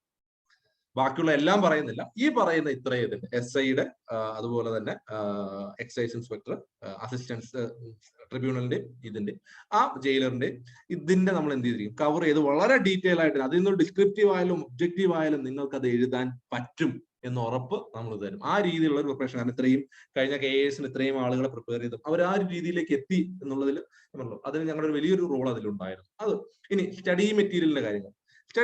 നിങ്ങൾക്ക് വേണ്ട റെഫറൻസ് മെറ്റീരിയൽസ് ഏതാണ് എന്നുള്ള കൃത്യമായ ഗൈഡൻസ്. നിങ്ങളുടെ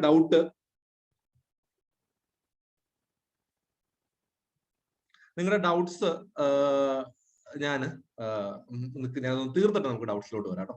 ഓക്കെ, സ്റ്റഡി മെറ്റീരിയൽസ് എന്ന് പറഞ്ഞാൽ ഈ ക്ലാസ് എടുക്കാൻ യൂസ് ചെയ്യുന്ന അതിനായിട്ടുള്ള PDF മെറ്റീരിയൽസ് നിങ്ങൾക്ക് വരും. ഒരുപാട് വളരെ ഡീറ്റെയിൽ ആയിട്ടുള്ള ബുക്കുകൾ, മെറ്റീരിയൽ, നിങ്ങൾക്ക് റിവിഷൻ യൂസ് ചെയ്യാൻ പറ്റുന്ന സ്റ്റഡി മെറ്റീരിയൽസ് ഇതിന്റെ ഭാഗമായിട്ട്. പിന്നെ നിങ്ങൾക്ക് വേണ്ട സ്റ്റാൻഡേർഡ് റെഫറൻസ് ടെക്സ്റ്റുകൾ ഏതാണ് എന്നുള്ള സജഷനും, അത് ഏത് ടോപ്പിക്കിന് ഏത് പോർഷനാണ് ഒരു ബുക്കിന്റെ. ലക്ഷ്മിയാൻ എന്ന് പറഞ്ഞ പുസ്തകമാണ്, അത് മുഴുവൻ വായിക്കണം. അതിന്റെ ഏത് ടോപ്പിക്ക്, ഇപ്പൊ ഫണ്ടമെന്റൽ റൈറ്റിന് ഏതാണ് പഠിക്കേണ്ടത്, അപ്പൊ അതെല്ലാം കൃത്യമായിട്ടുള്ള ഒരു സ്റ്റഡി മെറ്റീരിയലും റെഫറൻസ് മെറ്റീരിയലും നിങ്ങൾക്ക് പ്രൊവൈഡ് ചെയ്യുന്നതായിരിക്കും. Then practice makes a man perfect എന്നാണ് പറയുന്നത് അല്ലെ. ഒരാളെ പെർഫെക്റ്റ് ആക്കുന്ന എപ്പോഴും പ്രാക്ടീസ് ആണ്.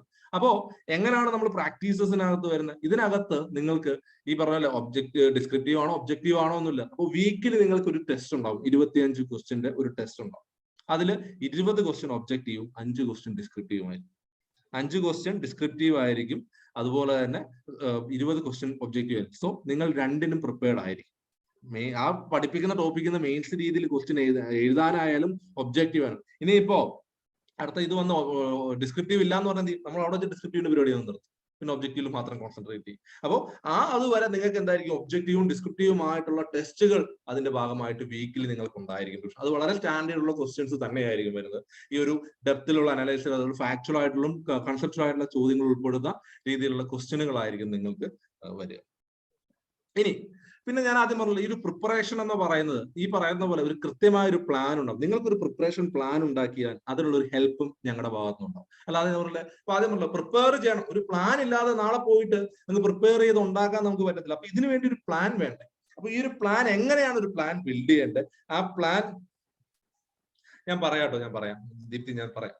അപ്പോ ഈ പറയുന്ന എങ്ങനെയാണ് ഈ പറയുന്ന നമ്മൾ ഈ മുന്നോട്ട് പോയി അല്ലെങ്കിൽ എങ്ങനെ ഒരു പ്ലാൻ നമ്മൾ തന്നെ എല്ലാം തന്നെ ഫ്രം ദ സ്ക്രാച്ചിൽ നിന്ന് നമുക്ക് ബിൽഡ് ചെയ്യണം. അതുപോലെ തന്നെ ഒരു ഫൗണ്ടേഷന് മുകളിൽ മാത്രമാണ് നമുക്ക് ബിൽഡിംഗ് ഉണ്ടാക്കാൻ പറ്റും. അപ്പൊ സ്റ്റെപ്പ് ബൈ സ്റ്റെപ്പ് ആയിട്ട് നിങ്ങൾ എങ്ങനെ ഒരു പ്ലാൻ ബിൽഡ് ചെയ്യണം, ആ പ്ലാൻ നിങ്ങൾക്ക് എങ്ങനെ എക്സിക്യൂട്ട് ചെയ്യാം, അതിന് ഏത് മെറ്റീരിയൽ യൂസ് ചെയ്യണം, അതിനുള്ള ഒരു ഗൈഡൻസ് കൂടെ നിങ്ങൾക്ക് ഉണ്ടായിരിക്കും. അതായത് ഒരു പ്ലാൻ നിങ്ങൾ എങ്ങനെ നിങ്ങൾക്ക് വേണ്ടത്, കാരണം ഞാൻ ഉണ്ടാക്കുന്ന ഒരു പ്ലാൻ നിങ്ങൾക്ക് യൂസ് ചെയ്യാൻ പറ്റില്ല. കാരണം ഞാൻ വായിക്കുന്ന സ്പീഡോ, എനിക്കൊരു സബ്ജക്റ്റിലുള്ള എനിക്ക് ജോഗ്രഫി എളുപ്പമായിരിക്കും, ഹിസ്റ്ററി പാടായിരിക്കും. പക്ഷെ നിങ്ങളൊരാൾക്ക് ജോഗ്രഫിയേക്കാൾ എളുപ്പം ഹിസ്റ്ററി പൊളിക്കുമായിരിക്കും. അയാൾ ഞാൻ വായിക്കുന്ന സ്പീഡിൽ വായിക്കണമെന്നില്ല, പക്ഷെ എന്നെക്കാൾ നന്നായിട്ട് എഴുതാൻ കഴിവുള്ള ഒരാളായിരിക്കും. സോ അപ്പൊ എന്ത് ചെയ്യും? അപ്പോൾ നമുക്ക് എല്ലാവർക്കും ഒരേ പ്ലാനിലൂടെ പോകാൻ പറ്റുന്നില്ല. അപ്പോൾ ഓരോരുത്തർക്കും അവരുടെ പ്ലാനുകൾ വേണം. അപ്പൊ അങ്ങനെ പ്ലാനുകൾ ഉണ്ടാക്കാൻ നിങ്ങൾക്ക് ഒരു ഗൈഡൻസും ഹെൽപ്പും ഇതിന്റെ ഭാഗമായിട്ട് നിങ്ങൾക്ക് ഉണ്ടായിരിക്കുന്നത്. ഇതാണ് ആക്ച്വലി ഈ ഒരു പ്രോഗ്രാമിന്റെ ടോട്ടൽ ഭാഗമായിട്ട്. അപ്പൊ നിങ്ങളുടെ സിലബസ് കവറേജ് എന്ന് എൻഷുർ ചെയ്യുന്നത്, അത് നിങ്ങൾക്ക് കംപ്ലീറ്റ്ലി കവർ ചെയ്ത് പ്രാക്ടീസ് ടെസ്റ്റുകൾ തന്ന് നിങ്ങൾ ഇപ്പോൾ നിങ്ങൾ നിൽക്കുന്ന ലെവലിനേക്കാളും ഒരു മിനിമം 50% എങ്കിലും എബോവ് ആയിട്ടോ ലെവലിലേക്ക് ഈ കോഴ്സിന് ശേഷം നിങ്ങൾക്ക് എത്താൻ പറ്റും. നിങ്ങൾ നിൽക്കുന്നതിന്റെ അറ്റ്ലീസ്റ്റ് ഡബിളിലേക്ക് എത്തുമെന്ന് ഞാൻ പറയില്ല, അല്ലെങ്കിൽ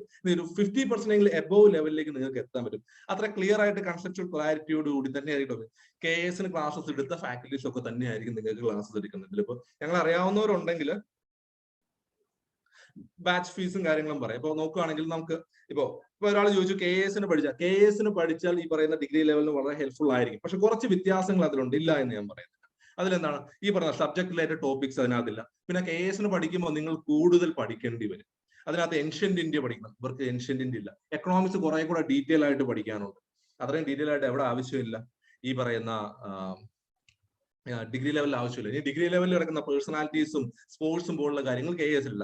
ഇങ്ങനെ ചെറിയ ചെറിയ മാറ്റങ്ങൾ ഒഴിവാക്കിയാൽ KS പഠിച്ചു കഴിഞ്ഞാൽ എന്താണ്, UPSC KS പഠിച്ചു കഴിഞ്ഞാൽ വളരെ യൂസ്ഫുൾ ആണ് എന്ന് പറയുന്നത് നമ്മുടെ ഈ പറയുന്ന ഇതിന്റെ പ്രിപ്പറേഷൻ എന്ന് പറയുന്നത്. ഞാൻ പറയാട്ടോ. ഞാനിപ്പോ ഒരു ഗൂഗിൾ ഫോം ഇട്ടിട്ടുണ്ട് നിങ്ങളുടെ ചാറ്റ് ബോക്സിൽ. പ്രോഗ്രാമിൽ ജോയിൻ ചെയ്യാൻ താല്പര്യമുള്ളവരെല്ലാവരും ആ ഗൂഗിൾ ഫോം ഒന്ന് ഫില്ല് ചെയ്യുക. ബാക്കി നിങ്ങളുടെ doubts in the mean time ഞാൻ നിങ്ങൾ കമന്റ് ചെയ്യുന്നത് എനിക്ക് കാണാൻ പറ്റുന്നുണ്ട്, വേറെ ആർക്കും കാണാൻ പറ്റില്ല കേട്ടോ. ഓക്കെ, ഫീസ് സ്ട്രക്ചർ പറയാം. ഫീസ് സ്ട്രക്ചർ നമുക്കിപ്പോ നാളെ 29-ാം തീയതി, അതായത് നാളെ നവംബർ 29-ന് അടുത്തൊരു KS ബാച്ച് തുടങ്ങുന്നുണ്ട്. അതിന്റെ ഫീസ് സ്ട്രക്ചർ എന്ന് പറയുന്നത് 5,000 rupees ആണ്. അതുപോലെ തന്നെയാണ് ടോട്ടൽ ഫീസ് ആണ് പറയുന്നത്. ഇതുപോലെ തന്നെയാണ് ഡിഗ്രി ലെവലിന്റെ ഡിസംബർ 6-ന് അതിന്റെയും കോഴ്സ് ഫീസ് എന്ന് പറയുന്നത് 5,000 rupees തന്നെയാണ്. രണ്ടിന്റെയും ഫീസ് എന്ന് പറയുന്നത് ഏതിന്റെ ആണെങ്കിലും 5,000 rupees തന്നെയാണ് അതിന്റെ. നിങ്ങൾക്ക് ക്ലാസ്സസ് എടുക്കുന്ന ഫാക്കൽറ്റീസ്, മെയിൻ ആയിട്ടുള്ള ഫാക്കൽറ്റീസ് എന്ന് പറയുന്നത് ഈ പിക്ചറിൽ കാണുന്ന ഞങ്ങളൊക്കെ തന്നെയായിരിക്കും മെയിൻ ഫാക്കൽറ്റീസ് എന്ന് പറയുന്നത്. മെയിൻ ആയിട്ടുള്ളത് ഇവരൊക്കെ തന്നെയായിരിക്കും. എത്ര നാളെന്ന് പറയുന്നത് 4 months-ഓളം ആയിരിക്കും കോഴ്സിന്റെ ഡ്യൂറേഷൻ എന്ന് പറഞ്ഞാൽ 4 to 5 months-നകത്തായിരിക്കും. ഈവൻ അതിന് മുമ്പാണ് എക്സാം എങ്കിൽ എന്ത് ചെയ്യും, അതിന് മുമ്പ് നിങ്ങൾക്ക് കൃത്യമായിട്ട് ആ സിലബസ് ഓൺലൈൻ ആയിട്ടാണ്. Monday to Friday വൈകിട്ട് 6:30 to 9 ആണ് നിങ്ങളുടെ ക്ലാസ്. വൈകിട്ട് 6:30 to നിങ്ങൾ ആ ഗൂഗിൾ ഫോം, ഞാനിപ്പോ ഒരു ഗൂഗിൾ ഫോം ഇട്ടിട്ടുണ്ട്, ആ ഗൂഗിൾ ഫോം ഒന്ന് ഫില്ല് ചെയ്യൂ കേട്ടോ. ഇപ്പൊ എല്ലാവർക്കും കാണാവുന്ന രീതിയിൽ ഞാൻ രണ്ടാമത് ഗൂഗിൾ ഫോം ഇട്ടിട്ടുണ്ട്. ആ ഗൂഗിൾ ഫോം നിങ്ങൾ ഒന്ന് ഫില്ല് ചെയ്യൂ. അതിൽ നിന്ന് ഞങ്ങൾ ഇവിടെ നിങ്ങളെ കോൺടാക്ട് ചെയ്തുള്ള കാര്യങ്ങൾ. ഇനി ഒരു മിനിറ്റ് നിങ്ങൾ ഇപ്പൊ കണ്ട കുറെ കമന്റുകൾ മുമ്പോട്ട് കയറിപ്പോയി, എനിക്ക് അതിനൊന്നും ഉത്തരം പറയാൻ പറ്റിയില്ല. ഒരുപാട് കമന്റ്സ് ഉണ്ട്. അപ്പൊ ഒരു കാര്യം, നമുക്ക് ഇനി നിങ്ങളുടെ ഡൗട്ടുകളും കാര്യങ്ങളും നിങ്ങൾ ചോദിച്ചു. അപ്പൊ ഞാൻ പറഞ്ഞു ഓൾറെഡി 2 കോഴ്സാണ് നമുക്ക് ഇപ്പോൾ തുടങ്ങുന്നത്. ഒന്ന് KS കോഴ്സസ് നാളെ സ്റ്റാർട്ട് ചെയ്യുന്നുണ്ട്, അതും 5,000 ആണ്. അതുപോലെ തന്നെ ഈ പറയുന്ന ഡിഗ്രിയുടെ നെക്സ്റ്റ് മൺഡേ സ്റ്റാർട്ട് ചെയ്യുന്നുണ്ട്. ഡിഗ്രിയുടെ മെയിൻസിന്റെ കോഴ്സാണ്. അതിനകത്ത് ഈ പറയുന്ന സ്പെഷ്യൽ സബ്ജക്ട്സ് ഉൾപ്പെടെ എൻറ്റയർ സിലബസ് നിങ്ങൾക്ക് കവർ ചെയ്ത് തന്നിരിക്കും. അതിനകത്ത് ഈ പറഞ്ഞ ഡിസ്ക്രിപ്റ്റീവും ഇതുമായിട്ടുള്ള KS ക്ലാസ് എന്ന് പറയുന്നത് വളരെ മെയിൻസ് ഓറിയന്റഡ് ആയിട്ട് തന്നെയാണ്. അതായത് മെയിൻസിനും സിവിൽസിനും പ്രത്യേകിച്ച് പ്രിപ്പറേഷൻ ഒന്നുമില്ല. ഒരൊറ്റ രീതിയിൽ നിങ്ങൾക്ക് രണ്ടും എങ്ങനെ കവർ ചെയ്യാം എന്നുള്ള രീതിയിൽ തന്നെയാണ് ക്ലാസ്സസ് പോകുന്നത് കേട്ടോ. ഓക്കെ, എക്കണോമിക്സ് എടുക്കുന്ന വിഷ്ണു എന്ന് പറയുന്ന ഒരു സാറാണ് കേട്ടോ. ഒരു മിനിറ്റ്, നിങ്ങൾ കുറെ കാര്യങ്ങൾ ചോദിച്ചു. BSc studies how to start explain. Okay, UPSC പഠിക്കുന്നവർക്ക് UPSC പഠിക്കുന്നവർക്ക് PSC എഴുതാനായിട്ടാണ്. ഇപ്പൊ KS ആണെങ്കിൽ ഇപ്പൊ നമ്മൾ തന്നെ ഡിസംബർ 11-ാം തീയതി പുതിയൊരു ബാച്ച് തുടങ്ങുന്നുണ്ട്. കേരള ടോപ്പിക്സിന് മാത്രമായിട്ട്, അതായത് കേരള ഹിസ്റ്ററി, കേരള ജോഗ്രഫി, കേരള ഇതും അതോടൊപ്പം തന്നെ മലയാളം ഉൾപ്പെടുന്ന ആ ഒരു സിലബസ് കവർ ചെയ്യുന്ന ഒരു ടോപ്പിക് ക്ലാസ്സസ് നമ്മൾ UPSC പ്രിപ്പയർ ചെയ്യുന്നവർക്കായിട്ട് തുടങ്ങുന്നുണ്ട് കേട്ടോ, ഈ ഡിസംബർ 11-ാം തീയതി. ഓക്കെ, കോഴ്സിന്റെ ഡ്യൂറേഷൻ അത് ഞാൻ പറഞ്ഞു ഓൾറെഡി. താഴോട്ടുള്ള ഡൗട്ട്സ് ഞാൻ നോക്കിക്കോട്ടെ. ഡിഗ്രി പ്രിലിംസ് ക്ലിയർ ആവുമെന്ന് ഉറപ്പില്ല. സ്റ്റാർട്ടർ കംപ്ലീറ്റ് സിലബസ് കവർ ചെയ്യും, ഒരു ഡൗട്ടും ഇല്ല. എൻ്റയർ സിലബസ് നിങ്ങളുടെ കവർ ചെയ്യും. ഒരു പോർഷൻ പോലും സിലബസിന്റെ അത് KS ആയാലും ഇതിലായാലും ബാക്കി വരില്ല. ഞാൻ പറയാട്ടോ, PSC സ്റ്റഡീസ് സ്റ്റാർട്ട് ചെയ്യണമെങ്കിൽ ഞാൻ പറയാം, ബാക്കിയുള്ളത് നോക്കിയിട്ട്. എക്സൈസ് ഇൻസ്പെക്ടറിന്റെ ഒക്കെ കട്ട് ഓഫുകൾ താഴെ തന്നെ ആയിരിക്കും. 40ക്ക് താഴെ തന്നെ നിൽക്കാനാണ് ചാൻസസ് കേട്ടോ. 40 താഴെ തന്നെ നിൽക്കാനാണ് കേട്ടോ ചാൻസസ്.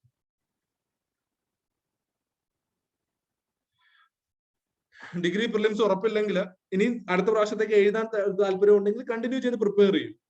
പ്രിപ്പയർ ചെയ്യാന്നല്ല, അല്ലാതെ ഈ പ്രിലിംസ് ചാൻസ് ഇല്ലാന്ന് വെച്ചാൽ നിങ്ങൾ ഇനി ആ എക്സാം എഴുതാനുള്ള പ്രോസസ്സ് നിർത്തുവാണെങ്കിൽ കാര്യമില്ല. അല്ലെങ്കിൽ എന്ത് ചെയ്യുക, പ്രിപ്പയർ ചെയ്യാന്ന് തന്നെയാണ്. ഓൺലൈൻ ക്ലാസ്സസ് മാത്രമേ ഉള്ളൂ, നമുക്ക് ഓൺലൈൻ മാത്രമേ ഇപ്പോൾ ഉള്ളൂ കേട്ടോ.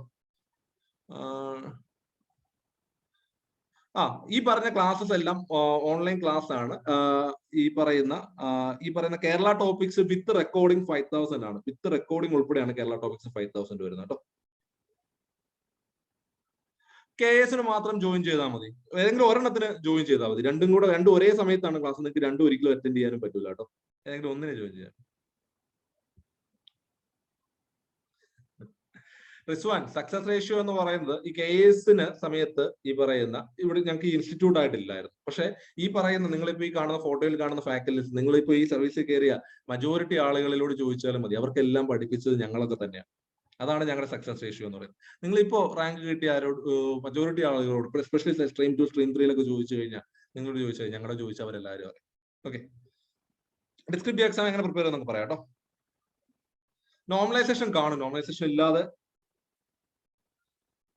അതെനിക്കറിയില്ല. ബൈ ട്രാൻസ്ഫർ എത്രയായിരിക്കും കട്ട് ഓഫ് എന്നുള്ള എക്സ്പെക്ടേഷൻ എനിക്കറിയില്ല കേട്ടോ. ഇല്ല, ഈ ഉടനെ ഒരു പ്രിലിമിൻ എന്ന് പറയുന്ന യൂണിവേഴ്സിറ്റി അസിസ്റ്റന്റ് ഒക്കെ അടുത്ത വർഷം, പിന്നത്തെ വർഷം 2023 അതിന്റെ കാലാവധി കഴിയും ഈ യൂണിവേഴ്സിറ്റി അസിസ്റ്റന്റ്. അപ്പൊ അടുത്ത വർഷം 2022 അതിനുള്ള പ്രിലിമിനറി എക്സാംസും കാര്യങ്ങളെല്ലാം വരും കേട്ടോ. മെയിൻസ് എക്സ്പെക്ട് ഒരു 3 to 4 months ശേഷം മാത്രമേ മെയിൻസ് ഉണ്ടാവും. 3 to 4 months കാണും. സ്റ്റഡി മെറ്റീരിയൽ എന്ന് പറയുന്നത് നമ്മൾ ക്ലാസ് എടുക്കുന്ന PPTയുടെ PDF മെറ്റീരിയൽസ് ആണ് നിങ്ങൾക്ക് പ്രൊവൈഡ് ചെയ്യുന്നത്.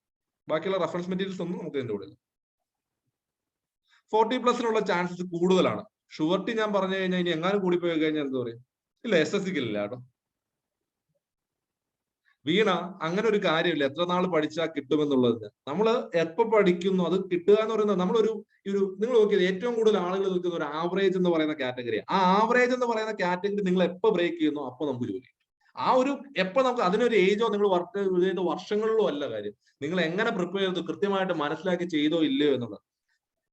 ക്ലാസ് മലയാളവും ഇംഗ്ലീഷും മിക്സ് ചെയ്ത രീതിയിൽ തന്നെയാണ് എടുക്കുന്നത്, അല്ലാതെ മൊത്തം മലയാളമോ അല്ലെങ്കിൽ കംപ്ലീറ്റ് ഇംഗ്ലീഷ്, കൂടുതലും മലയാളം തന്നെ ആയിരിക്കും. ഇപ്പൊ ഞാൻ നിങ്ങൾക്ക് ഈ സെമിനാർ എടുക്കുന്ന രീതിയിൽ തന്നെ ആയിരിക്കും. പ്രിലിംസിന്റെ കട്ട് ഓഫ് ആണല്ലോ, പലതിനും പലതല്ലേ. അപ്പൊ ഒരു സെക്കൻഡ് ടെസ്റ്റിന്റെ ഒക്കെ ഒരു 40+ ഒക്കെ സേഫ് ആയിരിക്കും, 45+ ഒക്കെ സെക്കൻഡ്. ഡയറക്റ്റ് നാഷണൽ സേവിങ്ങിലെ കട്ട് ഓഫ് ഇത്തിരി ഹൈ ആയിരിക്കും കേട്ടോ. അതിന്റെ കട്ട് ഓഫ് ഇത്തിരി ഹൈ ആയിരിക്കും, കാരണം വേക്കൻസി എക്സ്പെക്ടഡ് വേക്കൻസി ഉള്ളൂ. ടൈമിംഗ് വൈകിട്ട് 6:30 മുതൽ 9 വരെ കേട്ടോ.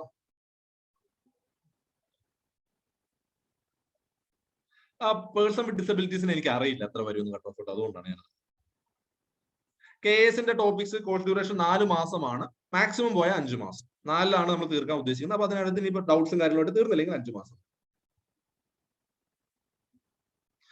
എക്സൈസ് ഇൻസ്പെക്ടറിന്റെ സെയിം, ഓൾമോസ്റ്റ് സെയിം തന്നെ ആയിരിക്കും. ചിലപ്പോൾ 1-2 ടോപ്പിക് എക്സ്ട്രാ വന്നു, അത്രേ ഉള്ളൂ. Excise inspector, civil excise officer. SSC classes ഇല്ല.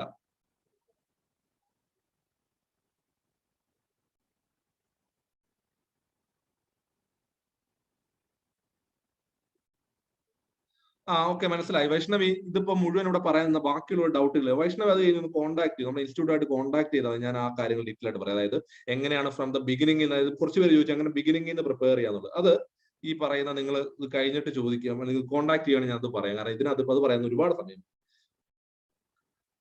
പറയാട്ടോ, ഞാൻ ചെയ്യാം. ഇതിപ്പോ ഞാനിവിടെ നിന്ന് ഈ പറയുന്ന സെൽഫ് പ്രിപ്പറേഷനുള്ള ബുക്കുകളുടെ സ്റ്റഡീസിന്റെ കാര്യങ്ങൾ നിങ്ങൾ ഇൻസ്റ്റിറ്റ്യൂട്ടായിട്ട് കോൺടാക്ട് ചെയ്യും, ഞാൻ അങ്ങനെ പറഞ്ഞ പ്രൊവൈഡ്, കാരണം ഇപ്പൊ അത് പറയാൻ നമുക്ക് ഒരുപാട് സമയമില്ല. NCERT ഹിസ്റ്ററി വളരെ നല്ലതാണ്, ഹിസ്റ്ററിക്ക് അത് തന്നെയാണ്.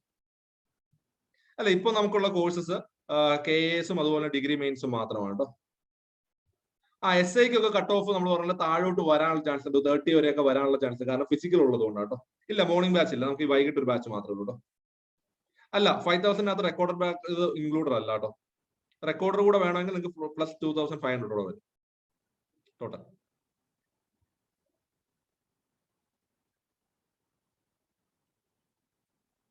ഹൈക്കോർട്ട് ഒരു ജാനുവരിയിലാണ് പറഞ്ഞു കേൾക്കുന്നത്. ഇപ്പൊ KS 2022 ഉണ്ടാകുമെന്നാണ് ഇപ്പൊ വന്നിരിക്കുന്ന ന്യൂസ് കേട്ടോ.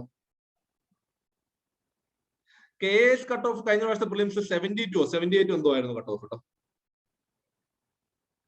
നിങ്ങൾ ഫീസിന്റെ കാര്യങ്ങളൊക്കെ ഇൻസ്റ്റിറ്റ്യൂഷനായിട്ട് കോൺടാക്ട് ചെയ്യും കേട്ടോ. ഇതിന്റെ ഒപ്പമായിട്ടാണ് നിങ്ങൾക്ക് എന്ത് പോകുന്നത്, ടെസ്റ്റ് പോകുന്നത്. ഓരോ വീക്കിലും അതിന്റെ ഒപ്പമായിട്ട് 20-25 ക്വസ്റ്റ്യൻസ് വെച്ചാണ് പോകുന്നത്. നമ്മൾ എങ്ങനെ എത്ര നേരം പഠിക്കുന്നു എന്നേക്കാളും കൂടുതൽ എത്ര നേരം ഇരുന്ന് പഠിക്കുന്നു എന്നുള്ളതാണ് കാര്യം കേട്ടോ. അപ്പൊ 5 മണിക്കൂർ 2 മണിക്കൂർ പഠിക്കും, അത്ര നേരം ഇരുന്ന് പഠിക്കും. അത് മാത്രം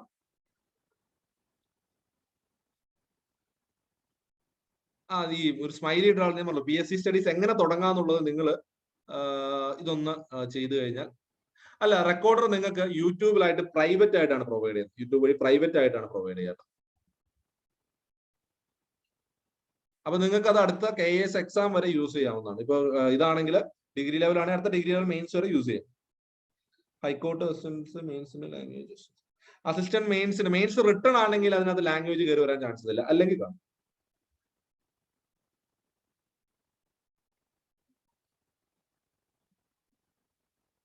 ഓഫ്ലൈൻ അല്ല, ഓൺലൈൻ ആണ് ക്ലാസ്സസ്. ഡിഗ്രി മെയിൻസിന്റെ ഫീസ് 5000 തന്നെയാണ്. ഓക്കെ, ഒരു മിനിറ്റ്, ഇവിടെ ആരോ ഹാൻഡ് റൈസ് ചെയ്തിട്ട് ഉണ്ട്. മൈക്ക് ഓപ്പൺ ആക്കുകയാണെങ്കിൽ ഓപ്പൺ ആയിക്കോളൂ. നിങ്ങൾക്ക് ഒരു കാര്യം ചെയ്തോളൂ കേട്ടോ. മൈക്ക് ഓപ്പൺ ആക്കിയിട്ട് ചോദിക്കണമെങ്കിൽ ചോദിക്കാം, പക്ഷെ 1 at a ടൈം കേട്ടോ. അത് പറയാൻ പറ്റുമോ? KSന്റെ ആ ക്ലാസ്സിനകത്ത് കഴിഞ്ഞ പ്രീവിയസ് ഇയേഴ്സ് ക്വസ്റ്റ്യൻസ് മെയിൻസിന്റെയും പ്രിലിംസിന്റെയും ക്വസ്റ്റ്യൻ പേപ്പറുകൾ വർക്ക്ഔട്ട് ചെയ്ത് തന്നെയാണ് പോകുന്നത്. അതാത് ടോപ്പിക്കുകൾ കഴിയുമ്പോൾ ഇപ്പോൾ ഇന്ത്യൻ ജോഗ്രഫിയുടെ ഫിസിക്കലാണ്, ഫിസിക്കൽ ജോഗ്രഫി കഴിയുമ്പോൾ അതുമായി ബന്ധപ്പെട്ട് കഴിഞ്ഞ പ്രാവശ്യം ചോദിച്ചാൽ മെയിൻസിന്റെയും പ്രിലിമിന്റെയും കുറിച്ച് ഡിസ്കസ് ചെയ്ത് തന്നെയാണ് പോകുന്നത് കേട്ടോ. NCERT ബേസ്ഡ് ആണോ ഡിഗ്രി പ്രിലിംസ്? NCERT ബേസ്ഡ് ആണോ ഡിഗ്രി?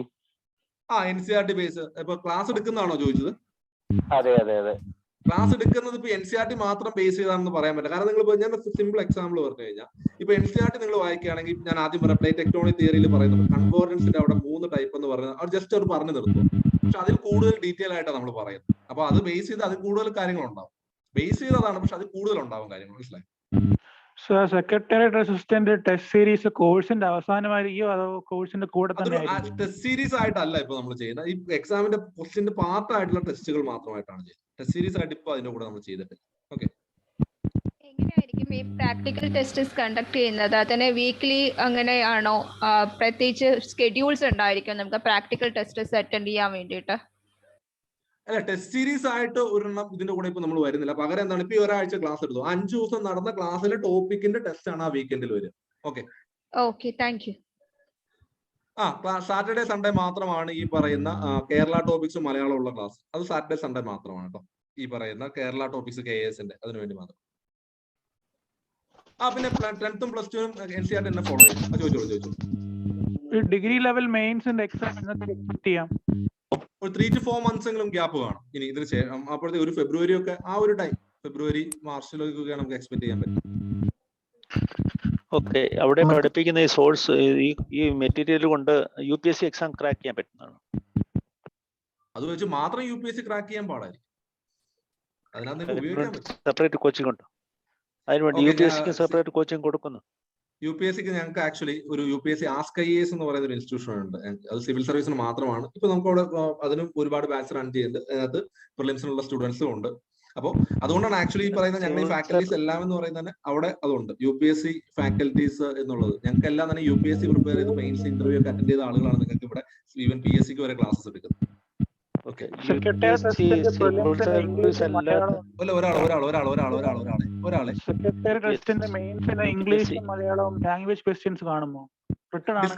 ഡിസ്ക്രിപ്റ്റീവ് ആണെങ്കിൽ കാണാൻ വഴിയില്ല, അല്ലെങ്കിൽ കാണാം. ഒബ്ജക്റ്റീവ് ആണെങ്കിൽ കാണാം. ഓക്കെ, ചോദിച്ചോണ്ടിരുന്നു പറഞ്ഞോളൂ. UPSCയുടെ സിവിൽ സർവീസ് അല്ലാതെ മറ്റുള്ള പോസ്റ്റുകളിലേക്കുള്ള കോച്ചിങ് കൊടുക്കുന്നുണ്ടോ? ഇല്ല, ചോദിച്ച CDS പോലുള്ളതായിരിക്കും ഉദ്ദേശിച്ചത്. CDS പോലുള്ളത് അങ്ങനെയുള്ളത് അതില്ല.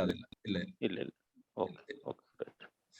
പിന്നെ ഒരു കാര്യം ചോദിച്ചോട്ടെ, ഈ LIC EPF ഇവിടെയൊക്കെ ഇൻഡിപെൻഡന്റ് സെപ്പറേറ്റ് ആയിട്ട് നടത്തുന്നത് അതോ സെൻട്രൽ ഗവൺമെന്റിന്റെ UPSC വരുന്ന റാങ്ക് ലിസ്റ്റിലാണ് എടുക്കുന്നത്? ഏത് EPFO ഒക്കെ UPSC അതിനായിട്ട് 2 എക്സാം ഉണ്ട്. EPFO assistant provident fund officer എന്ന് പറഞ്ഞ ഗസറ്റഡ് റാങ്കും അതുപോലെ തന്നെ അതിലേക്കുള്ള ഒരു ഗ്രൂപ്പ് B ടെസ്റ്റും ഉണ്ട്. അത് രണ്ടും UPSC ആണ് അവർക്ക് വേണ്ടി നടത്തുന്നത്. UPSC സെപ്പറേറ്റ് എക്സാം വിളിച്ചാണ് അവിടെ നടത്തുന്നത്. എന്തോ LIC ബാങ്ക് നടത്തുന്ന പോലെ IBPS സെപ്പറേറ്റ് എക്സാം ഉണ്ട്. ബാങ്കുകൾക്കായിട്ട് IBPS നടത്തില്ലേ, അതുപോലെ IBPS തന്നെ LICക്കായിട്ട് എക്സാം നടത്തുന്നു കേട്ടോ. ചോദിച്ചു, വേറെ ആരോ അതിനിടയ്ക്ക് ചോദിച്ചിരുന്നല്ലോ, പറഞ്ഞോളൂ കേട്ടോ. നമുക്ക് ഈ റെക്കോർഡഡ് ക്ലാസ്സസ്, ഈ ലൈവ് ക്ലാസിന്റെ തന്നെ റെക്കോർഡഡ് ക്ലാസ്സസ് ആയിരിക്കും അവൈലബിൾ? അതെ, ലൈവിന്റെ റെക്കോർഡർ ആയിരിക്കും. അപ്പോ അത് മാത്രമേ ഉണ്ടാവുള്ളൂ? അതിന്റെ ഇടയ്ക്ക് ചോദിക്കുന്ന ഡൗട്ടും കാര്യങ്ങളൊക്കെ നമുക്ക് വീണ്ടും കേൾക്കുകയാണെങ്കിലും അതെല്ലാം റിപ്പീറ്റ് ചെയ്ത് കേൾക്കേണ്ടി വരുമോ? അത് വരും.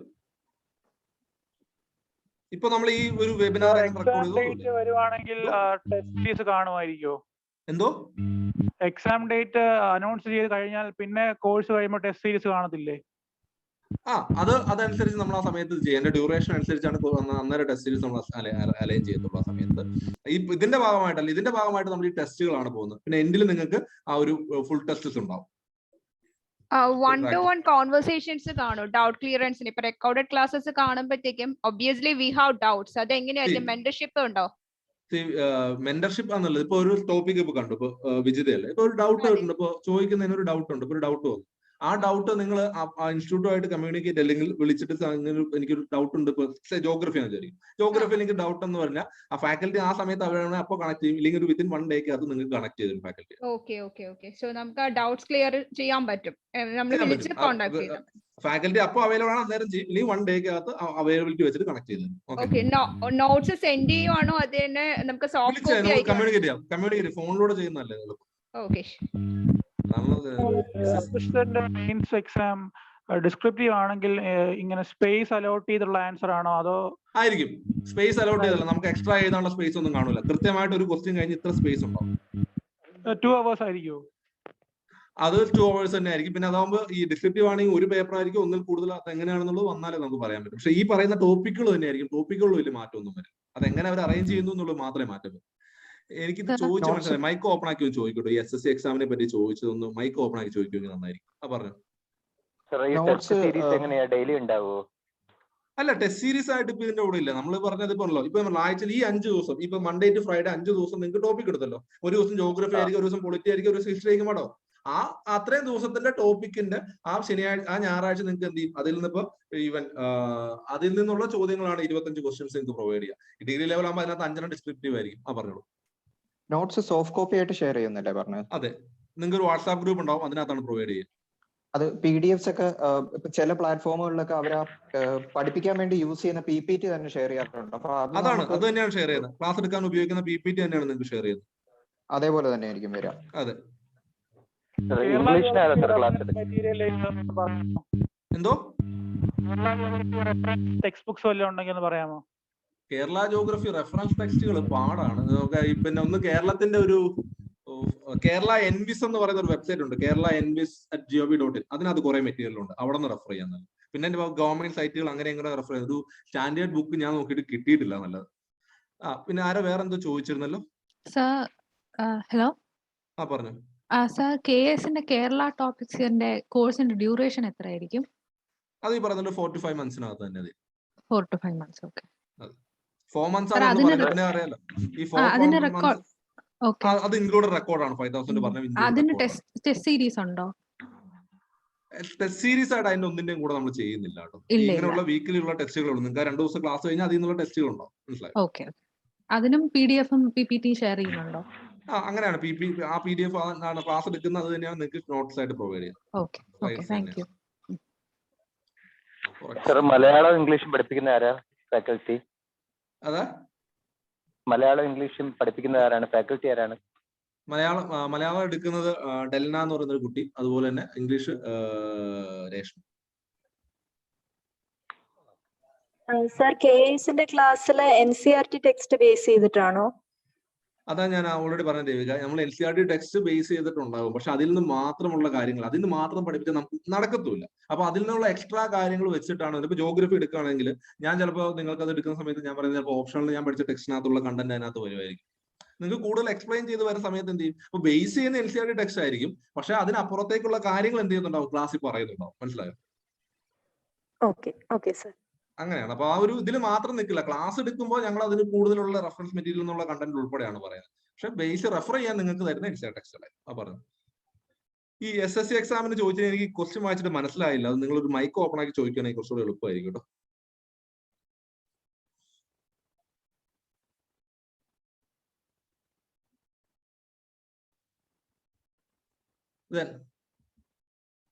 വേറെ ഡൗട്ട്സോ കാര്യങ്ങൾ എന്തെങ്കിലും ഉണ്ടോ? സർ, ഹൈക്കോർട്ട് അസിസ്റ്റന്റിന്റെ എക്സാം എപ്പോഴായിരിക്കും? ജാനുവരി ആണ് ഇപ്പൊ പറയുന്നത് കേട്ടോ. ഹൈക്കോർട്ടിന്റെ ഡിസ്ക്രിപ്റ്റീവിന് എന്തെങ്കിലും ക്ലാസ്സസ് നടക്കുന്നുണ്ടോ? ഇല്ല, ഹൈക്കോർട്ടിനായിട്ട് നമ്മളിപ്പോ ഒന്നും ചെയ്യുന്നില്ല കേട്ടോ.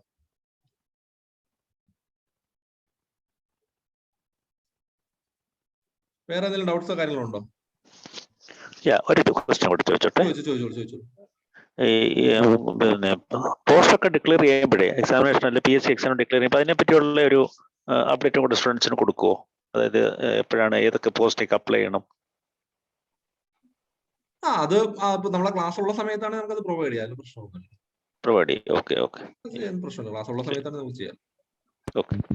സെക്രട്ടറി അസിസ്റ്റന്റ് മെയിൻസിന്റെ classes Monday to Friday evening 6:30 to 9 ആണോ? അതെ. വീക്കെൻഡ് എന്തുവാണ്? വീക്കെൻഡ് ബാച്ച് ഇല്ല. കാരണം വീക്കെൻഡ് തുടങ്ങിയുള്ള പ്രശ്നം എന്താന്ന് വെച്ച് കഴിഞ്ഞാൽ നമുക്ക് ഈ ടൈം ഫ്രെയിമിൽ തീരൂല. ഇല്ല, വീക്കെൻഡ് ഇല്ല. നമ്മളിപ്പോ ഈ എക്സാം ഡിക്ലെയർ ചെയ്ത് കഴിഞ്ഞ് കഴിഞ്ഞാൽ നമ്മൾ എന്ത് ചെയ്യും, അല്ലെങ്കിൽ അത് അടുക്കുവാണെങ്കിൽ നമ്മൾ സാറ്റർഡേയും കൂടെ ക്ലാസ് വരും. വീക്കെൻഡ് ഇല്ല. എന്താണ്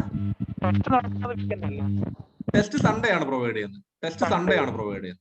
ഹലോ, പറഞ്ഞോളൂ. നമ്മൾ യൂണിഫോം ഒരു 28 മാർക്കുകളിൽ പ്രിപ്പയർ ചെയ്യാൻ പറ്റുമോ എന്താണ് സാർ ഒരു കാഴ്ചപ്പാട്? യൂണിഫോം ഈ പറയുന്നത് ചിലപ്പോൾ SI, അതിനകത്ത് പ്രത്യേകിച്ച് SI ഒക്കെ ഒരു 25 വരെ വരാം എന്നുള്ളത് പറയുന്നുണ്ട്. SI കാരണം ഒരുപാട് പേര് മെയിൻസും ഫിസിക്കലിലും ഒക്കെ തട്ടിത്തെറിഞ്ഞ് പോകാൻ ചാൻസ് ഉള്ളതുകൊണ്ട് ക്ലാസ് സ്റ്റാർട്ട് ചെയ്യുന്ന ഡേറ്റ് ഈ KASന്റെ നാളെയാണ് 29-ാം തീയതി. അടുത്ത മൺഡേ ആണ് നമ്മൾ ഡിഗ്രി ലെവലിൽ കേട്ടോ. ഡിഗ്രി നിലവിലൊരു സിലബസ് വെച്ചാട് പോവുകയാണല്ലേ, കറക്റ്റ് വന്നിട്ടേ പിന്നെ ക്ലാസിന്റെ ഒരു ഡെപ്ത് ഉണ്ടാവും. അല്ലെങ്കിൽ നമുക്കത് എന്തായാലും ഈ പറയുന്ന പ്രിലിമിനറിക്ക് വന്ന ടോപ്പിക്സ് ഉണ്ടാവും. അതുപോലെ തന്നെ SIക്ക് ഈ IPSC CRPC ഒക്കെ തന്നെ ആയിരിക്കും. പക്ഷെ അത് വന്നിട്ട് വെക്കാതെ നമ്മൾ അത്രയും പുറയിലേക്കായി പോവില്ലേ? നമ്മളെന്തിനാ വെയിറ്റ് ചെയ്ത് നിൽക്കുന്നത്? നമ്മൾ അത്രയും പുറയിലേക്കായി പോവല്ലേ? കറണ്ട് അഫയേഴ്സ് നമ്മളൊരു 1 ഇയർ സേഫ് എന്ന് പറയുന്നത് എപ്പോഴും ഒരു 1 ഇയർ കറണ്ട് അഫയേഴ്സ് ആണ്. എക്സാം ഡേറ്റിന് 1 ഇയർ, എക്സാം ഡേറ്റിനല്ല, എക്സാമിന് ഒരു 2 months ബാക്ക് 1 ഇയർ. പറഞ്ഞു. ഹലോ, ഈ ഡിഗ്രി ലെവൽ എക്സാം മെയിൻസ് എന്നാണ് ഞാൻ കണ്ടത് ഫീസിന്റെ കാര്യം പറഞ്ഞപ്പോ. ഓക്കെ, അപ്പൊ അത് ഉദ്ദേശിച്ചത് ആൾറെഡി ഡിഗ്രി പ്രിലിമിനറി ക്ലിയർ ചെയ്തവർക്ക് വേണ്ടി മാത്രമായിട്ടുള്ളൂ? അങ്ങനെ അവരെയാണ് ഉദ്ദേശിച്ചിരിക്കുന്നത്. അല്ലാത്തവർക്ക് മെയിൻസ് അറ്റൻഡ് ചെയ്യാം, പ്രശ്നമില്ല. പക്ഷെ അവരെയാണ് നമ്മൾ ഈ വർഷത്തെ മെയിൻസിന് വേണ്ടിയിട്ടാണ് ഉദ്ദേശിക്കുന്നത്. ഓക്കെ, അടുത്ത എപ്പോഴൊക്കെ ഉണ്ടാവും? അടുത്ത നമ്മൾ ഈ ഒരു ഇത് കഴിഞ്ഞിട്ടേ ഉള്ളൂ. അതിനെപ്പറ്റി എന്തായാലും അടുത്ത ഒരു പ്രിലിമിനറിയുടെ കേസ് എന്ന് പറയുന്നത് ഈ പറയുന്ന 2023 മാർച്ചോട് കൂടി യൂണിവേഴ്സിറ്റി അസിസ്റ്റന്റിന്റെ ഒക്കെ ഇത് തീരും, കാലാവധി തീരുന്നു. അപ്പോൾ 2022 അത് അതിന്റെ എക്സാം നടത്തുമല്ലോ. അങ്ങനെയാണെങ്കിൽ 23 അടുത്ത ലിസ്റ്റ് വരാൻ പറ്റും. അപ്പൊ നെക്സ്റ്റ് ഇയറിൽ ഈ LDC ഉദ്ദേശിച്ചത് +2 ലെവൽ ക്രെഡിറ്റ് ആണോ? അത് ഡിഗ്രി ആണോ? 10 അല്ല, LDC 10 ആണ്. 10 ഉള്ളൂ. ഓക്കെ. അപ്പൊ +2 ഉദ്ദേശിച്ചത് +2 ലെവൽ ഉദ്ദേശിച്ചത് +2 ലെവൽ ഉദ്ദേശിച്ചത് ഈ police constable, civil police officer, civil excise officer, beat officer, forest beat officer, അങ്ങനെയൊക്കെ ഉള്ള കുറച്ചാണ്. ലീഗൽ സർവീസസിൽ അങ്ങനെയുള്ള ലീഗൽ മെട്രോളജി അസിസ്റ്റന്റ് അങ്ങനെയുള്ള കുറച്ച് പോസ്റ്റുകളാണ് +2. Okay, right, thank you. ജയിലറിന്റെയും കട്ട് ഓഫ് ഒരുപാട് അങ്ങ് താഴില്ല, എന്നാലും കുറച്ച് കുറവായിരിക്കും. ഡിഗ്രി പ്രിലിംസ് അടുത്ത വർഷം കാണും. ഞാൻ പറഞ്ഞല്ലോ യൂണിവേഴ്സിറ്റി അസിസ്റ്റന്റിന്റെ ഒക്കെ 2023 കാലാവധി തീരുമ്പോൾ അതിനകത്ത് ഇൻക്ലൂഡ് ചെയ്യാത്തതുകൊണ്ട് അടുത്ത വർഷം 2022 അത് നടത്തണം. അപ്പൊ അതുകൊണ്ട് 2022 എക്സാം ഉണ്ടാവും. അതിൽ ഏതൊക്കെ ഡിഗ്രി ലെവൽ ഉണ്ടാകും എന്നുള്ളത് നമുക്ക് പറയാൻ പറ്റില്ല. യൂണിവേഴ്സിറ്റി അസിസ്റ്റന്റ് ഉണ്ടാവും. ഓക്കെ,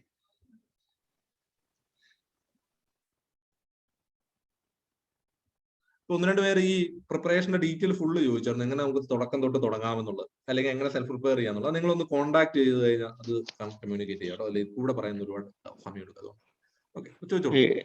സപ്പോസ് ഇപ്പം ഡിഗ്രി ലെവലിൽ പ്രിലിമിനറി ക്ലിയർ ആക്കാത്ത ആൾക്കാർ ഡിഗ്രി ഫൈനലിന് ജോയിൻ ചെയ്ത് കഴിഞ്ഞാൽ സപ്പോസ് അവർക്ക് ഈ അടുത്തേക്ക് വേണ്ടില്ല, അടുത്ത ഏതെങ്കിലും സ്റ്റേറ്റ് PSC എക്സാമിനേഷൻ അത് ഹെൽപ്പ് ആവുമോ? +2 ആയാലും 10th ലെവൽ ആയാലും?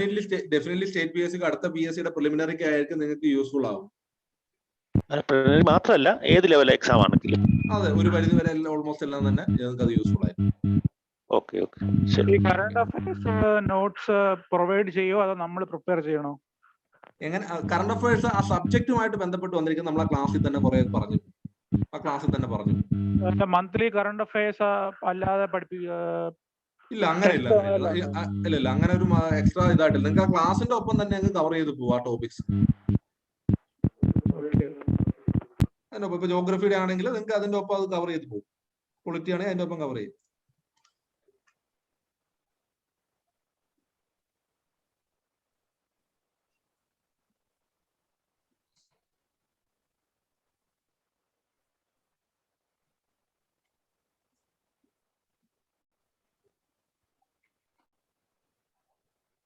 ഓക്കെ, ചോദിച്ചോളൂ.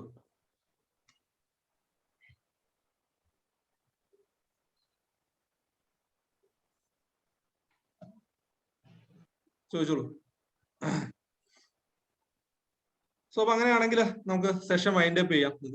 ഡിഗ്രി പ്രിലിംസിന്റെ എല്ലാ ടോപ്പിക്സും ഡിഗ്രി പ്രിലിംസിന്റെ എല്ലാ ടോപ്പിക്സും ഇപ്പൊ നമ്മൾ കവർ ചെയ്യുന്നതാണ്. ഇപ്പൊ മെയിൻസിന്റെ സിലബസ് വന്ന് അതിനകത്ത് ഇൻക്ലൂഡ് ചെയ്തില്ലെങ്കിൽ ആ ടോപ്പിക്സ് അന്നേരം ഒഴിവാക്കും.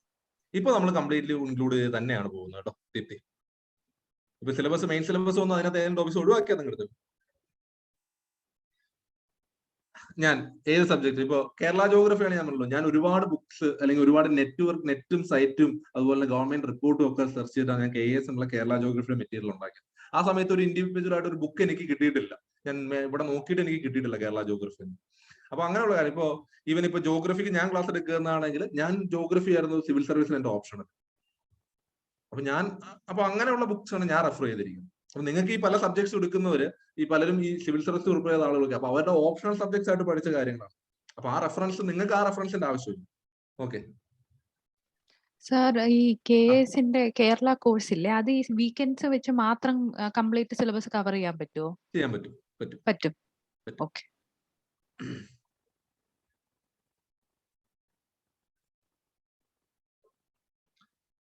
വേറെ ഡൗട്ട്സും കാര്യങ്ങളൊന്നും ഇല്ലെങ്കിൽ ചോദിച്ചത്. നോട്ട്സ് നമുക്ക് PDF വെർഷൻസ് ആയിട്ടായിരിക്കുമോ കിട്ടുന്നത്? അതെ, ഒരു മിനിറ്റ്.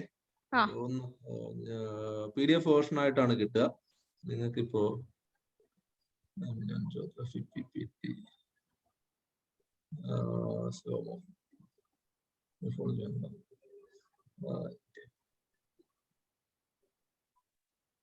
ചോദിച്ചോളൂ. ഞാനിവിടെ ഒരു കാര്യം നോക്കുമായിരുന്നു. ചോദിച്ചോളൂ. അല്ല, ഇതന്നെയായിരുന്നു. നമ്മളിപ്പം നാളെ ഇപ്പൊ ക്ലാസ് സ്റ്റാർട്ട് ചെയ്യാണ്. ഇഫ് ഐ എം ജോയിനിങ്, എനിക്ക് നാളെ ഈവനിങ് തൊട്ട് ക്ലാസ്സിന്റെ അകത്ത് എനിക്ക് ക്ലാസ് കിട്ടി തുടങ്ങും. അപ്പൊ നോട്ട്സ് എന്ന് പറഞ്ഞാൽ നമുക്ക് കംപ്ലീറ്റ് നോട്ട്സ് ആണ് ആദ്യം കിട്ടുന്നത്. അത് portions cover ചെയ്യുന്നതിനനുസരിച്ചിട്ടായിരിക്കും.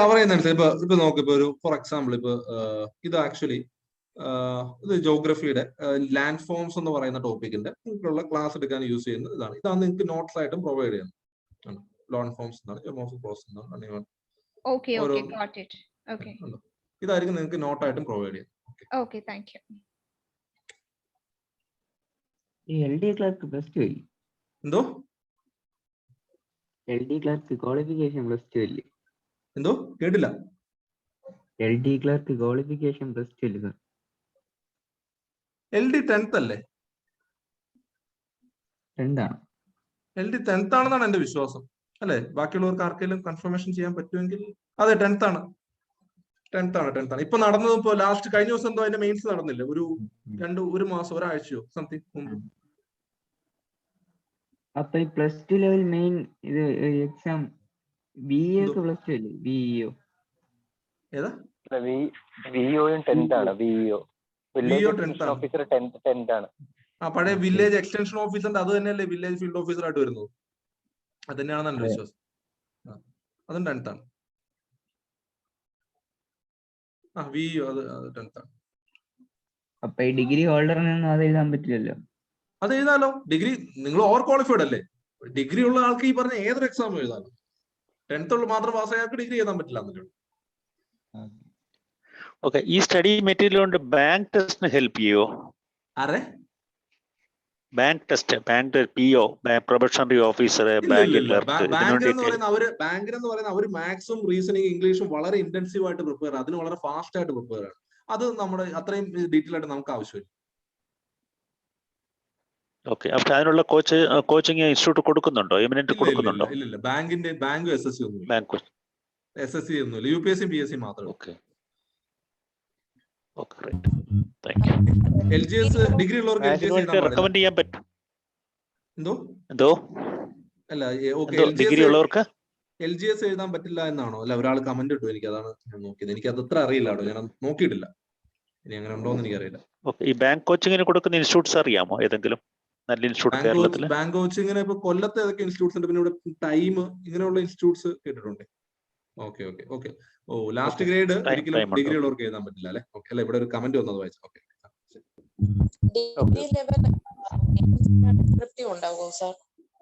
Degree ലെവലിന് മെയിൻസിന് descriptive വരുമെന്നാണോ Ashwini ചോദിച്ചത്? അത് ഉറപ്പില്ല. അങ്ങനെ വരാൻ സാധ്യതയുണ്ട്. പ്രത്യേകിച്ച് സെക്രട്ടേറിയറ്റിലൊക്കെ അങ്ങനെ വരാൻ ചാൻസ് ഉണ്ടെന്ന് ഒരു ന്യൂസ് ഉണ്ടായിരുന്നു. അപ്പൊ നമ്മൾ അങ്ങനെ പ്രിപ്പയർ ചെയ്യാതെ ഇരുന്നിട്ട് ഇനി വന്നു കഴിഞ്ഞാൽ എന്ത് ചെയ്യും? അതുകൊണ്ടാണ് ഞാൻ പറഞ്ഞത് നമ്മൾ രണ്ടും കൂടെ ചെയ്തിട്ടാണ് പോകുന്നത്. ഓക്കെ. പിന്നെ LD ഇനി അടുത്ത നോട്ടിഫിക്കേഷൻ എപ്പോഴായിരിക്കും എന്നുള്ളത് എന്തെങ്കിലും? ഡിഗ്രിയോ? LD അറിയില്ല കേട്ടോ, എനിക്കറിയാം. ഡിഗ്രി നമുക്ക് അടുത്ത വർഷം എക്സ്പെക്ട് ചെയ്യാം. കാരണം ഞാൻ ഈ പറഞ്ഞല്ലോ, കാരണം യൂണിവേഴ്സിറ്റി അസിസ്റ്റന്റിന് എന്തായാലും വിളിക്കാം. ഓക്കെ. ഒരു ക്വസ്റ്റ്യൻ ചോദിച്ചോട്ടെ. നമ്മുടെ ഇടയ്ക്കാണ് കയറിയത്. KSന്റെ കോഴ്സിന് നമ്മൾ ജോയിൻ ചെയ്താലേ അത് നമ്മുടെ നോർമൽ ഡിഗ്രിയുടെ ഇതുമായിട്ട് സിലബസുമായിട്ട് ഒരുപാട് ഡിഫറൻസ് ഉണ്ടോ? ഒരുപാട് ഡിഫറൻസ്. ഒന്ന് ഈ കുറച്ച് കൂടുതൽ പഠിക്കാനുണ്ടോ എന്നുള്ള ഒരു കാര്യം. ഇനി ഇല്ലാത്ത പോർഷൻ പറയാം. കാരണം കൂടുതലുള്ള ഇപ്പൊ പ്രശ്നമല്ലോ. ഇല്ലാത്ത പോർഷൻ എന്ന് പറഞ്ഞു കഴിഞ്ഞാൽ അതിനകത്ത് ഇപ്പൊ ഈ ആളുകൾക്ക് സ്പോർട്സ്, സാഹിത്യം, അങ്ങനെ കുറെ അവാർഡുകളുടെ കാര്യമുണ്ട്. ഇതൊന്നും എന്തിൽ വരുന്നില്ല. ഇതൊന്നും ശരിക്കും പറഞ്ഞാൽ KSന്റെ സിലബസിൽ കയറി വരുന്നില്ല. അതാണ് ഇല്ലാത്ത ടോപ്പിക്സ് എന്ന് പറയാനുള്ളൂ. പിന്നെ എന്താണ്, ഇവിടെ KSൽ നിങ്ങൾ ഏൻഷ്യന്റ് ഇന്ത്യ ഒക്കെ പഠിക്കണം. അത് ഡിഗ്രി ലെവലിന് ആവശ്യമില്ല. ഇങ്ങനെയുള്ള ചെറിയ മാറ്റങ്ങളേ ഉള്ളൂ. അല്ലാതെ വലിയ മാറ്റങ്ങളും കാര്യങ്ങളൊന്നും ഇല്ല. ഓക്കെ. യൂണിവേഴ്സിറ്റി അസിസ്റ്റന്റിന്റെ നോട്ടിഫിക്കേഷൻ നമുക്ക് 2022 പ്രതീക്ഷിക്കാം. പറഞ്ഞു. സോ കമ്പൈൻ ചെയ്ത് പഠിച്ചു കഴിഞ്ഞാൽ നമുക്ക് കുറച്ചും കൂടി ഈസി ആയിരിക്കും അല്ലേ, രണ്ടും അറ്റൻഡ് ചെയ്യാൻ വേണ്ടിയിട്ട്? അങ്ങനെയാണെങ്കിൽ നമ്മൾ KSന് പഠിച്ചിട്ട് അതിന്റെ ഒപ്പം ഡിഗ്രി ലെവലിൽ എക്സ്ട്രാ ടോപ്പിക്സ് പഠിച്ചാൽ മതി. അതാണ് ഏറ്റവും നല്ലത്. ഏറ്റവും എളുപ്പമുള്ള പരിപാടി. ഓക്കെ. അപ്പൊ നമ്മള് ഇപ്പൊ ഡിഗ്രി ലെവൽ ആണെങ്കിൽ ആക്ച്വലി 3 ടയർ എക്സാം ആണ്. അപ്പം എങ്ങനെയായിരിക്കും ഇപ്പൊ നമ്മൾ കോഴ്സിന് ചേർന്ന് കഴിഞ്ഞു കഴിഞ്ഞാൽ ഫസ്റ്റ് പ്രിലിംസ് കിട്ടുന്നു, ദെൻ മെയിൻസ് കിട്ടുന്നു, ദെൻ ഇന്റർവ്യൂ പോകണം. അപ്പൊ അതുവരെയുള്ള സപ്പോർട്ട് ഇൻസ്റ്റിറ്റ്യൂട്ടിൽ നിന്ന് ഉണ്ടാകുമായിരിക്കും നമുക്ക്? ഏതിന്റെ കാര്യം ചോദിക്കുന്നത്? എന്തിന്റെയാ ചോദിച്ചത്? അല്ല, ഞാൻ KS ആണെങ്കിലും ഇപ്പം ഡിഗ്രി ലെവൽ ആണെങ്കിലും നമുക്ക് ഇപ്പൊ 3 ടയേഴ്സ് ആണ് എക്സാം വരുന്നത്. അപ്പം final level is the interview one. So interview എന്ന് പറയുന്ന ഇന്റർവ്യൂവിന്റെ ഗൈഡൻസ് ഒക്കെ നമ്മൾ പ്രൊവൈഡ് ചെയ്യുന്നതാണ്. ഓക്കെ. ഇന്റർവ്യൂവിനായിട്ട് സെപ്പറേറ്റ് ഒരു ഫീസ് വെച്ച് പേയ്മെന്റും കാര്യങ്ങളൊന്നും കാണില്ല. നമ്മൾ ഇതിന്റെ ഭാഗമായിട്ട് തന്നെ. Okay, thank you. ഇത് കോഴ്സ് വാലിഡിറ്റി എത്ര മാസം അങ്ങനെ എന്തെങ്കിലും? നമ്മൾ ക്ലാസ് തീർക്കാത്ത 4 to 5 മന്ത്സിനകത്താണ് നമ്മൾ തീർക്കാൻ ഇത് ചെയ്തിരിക്കുന്നത്. ഇനിയിപ്പോ എക്സാം ഡേറ്റ് എല്ലാം മുമ്പ് വന്നാൽ അതിന് മുമ്പ് അങ്ങനെ ഉള്ളൂ. പിന്നെ നിങ്ങൾക്ക് റെക്കോർഡ് എടുക്കുന്നവരാണെങ്കിൽ അത് നിങ്ങൾക്ക് എക്സാം വരെ യൂസ് ചെയ്യാം. അങ്ങനെയാണ് ഉദ്ദേശം. അല്ലാതെ വേറെ ക്ലാസ് കഴിഞ്ഞു കഴിഞ്ഞാൽ വേറെ എന്തെങ്കിലും സപ്പോർട്ട് നമുക്ക് കിട്ടുമോ? Like mock test?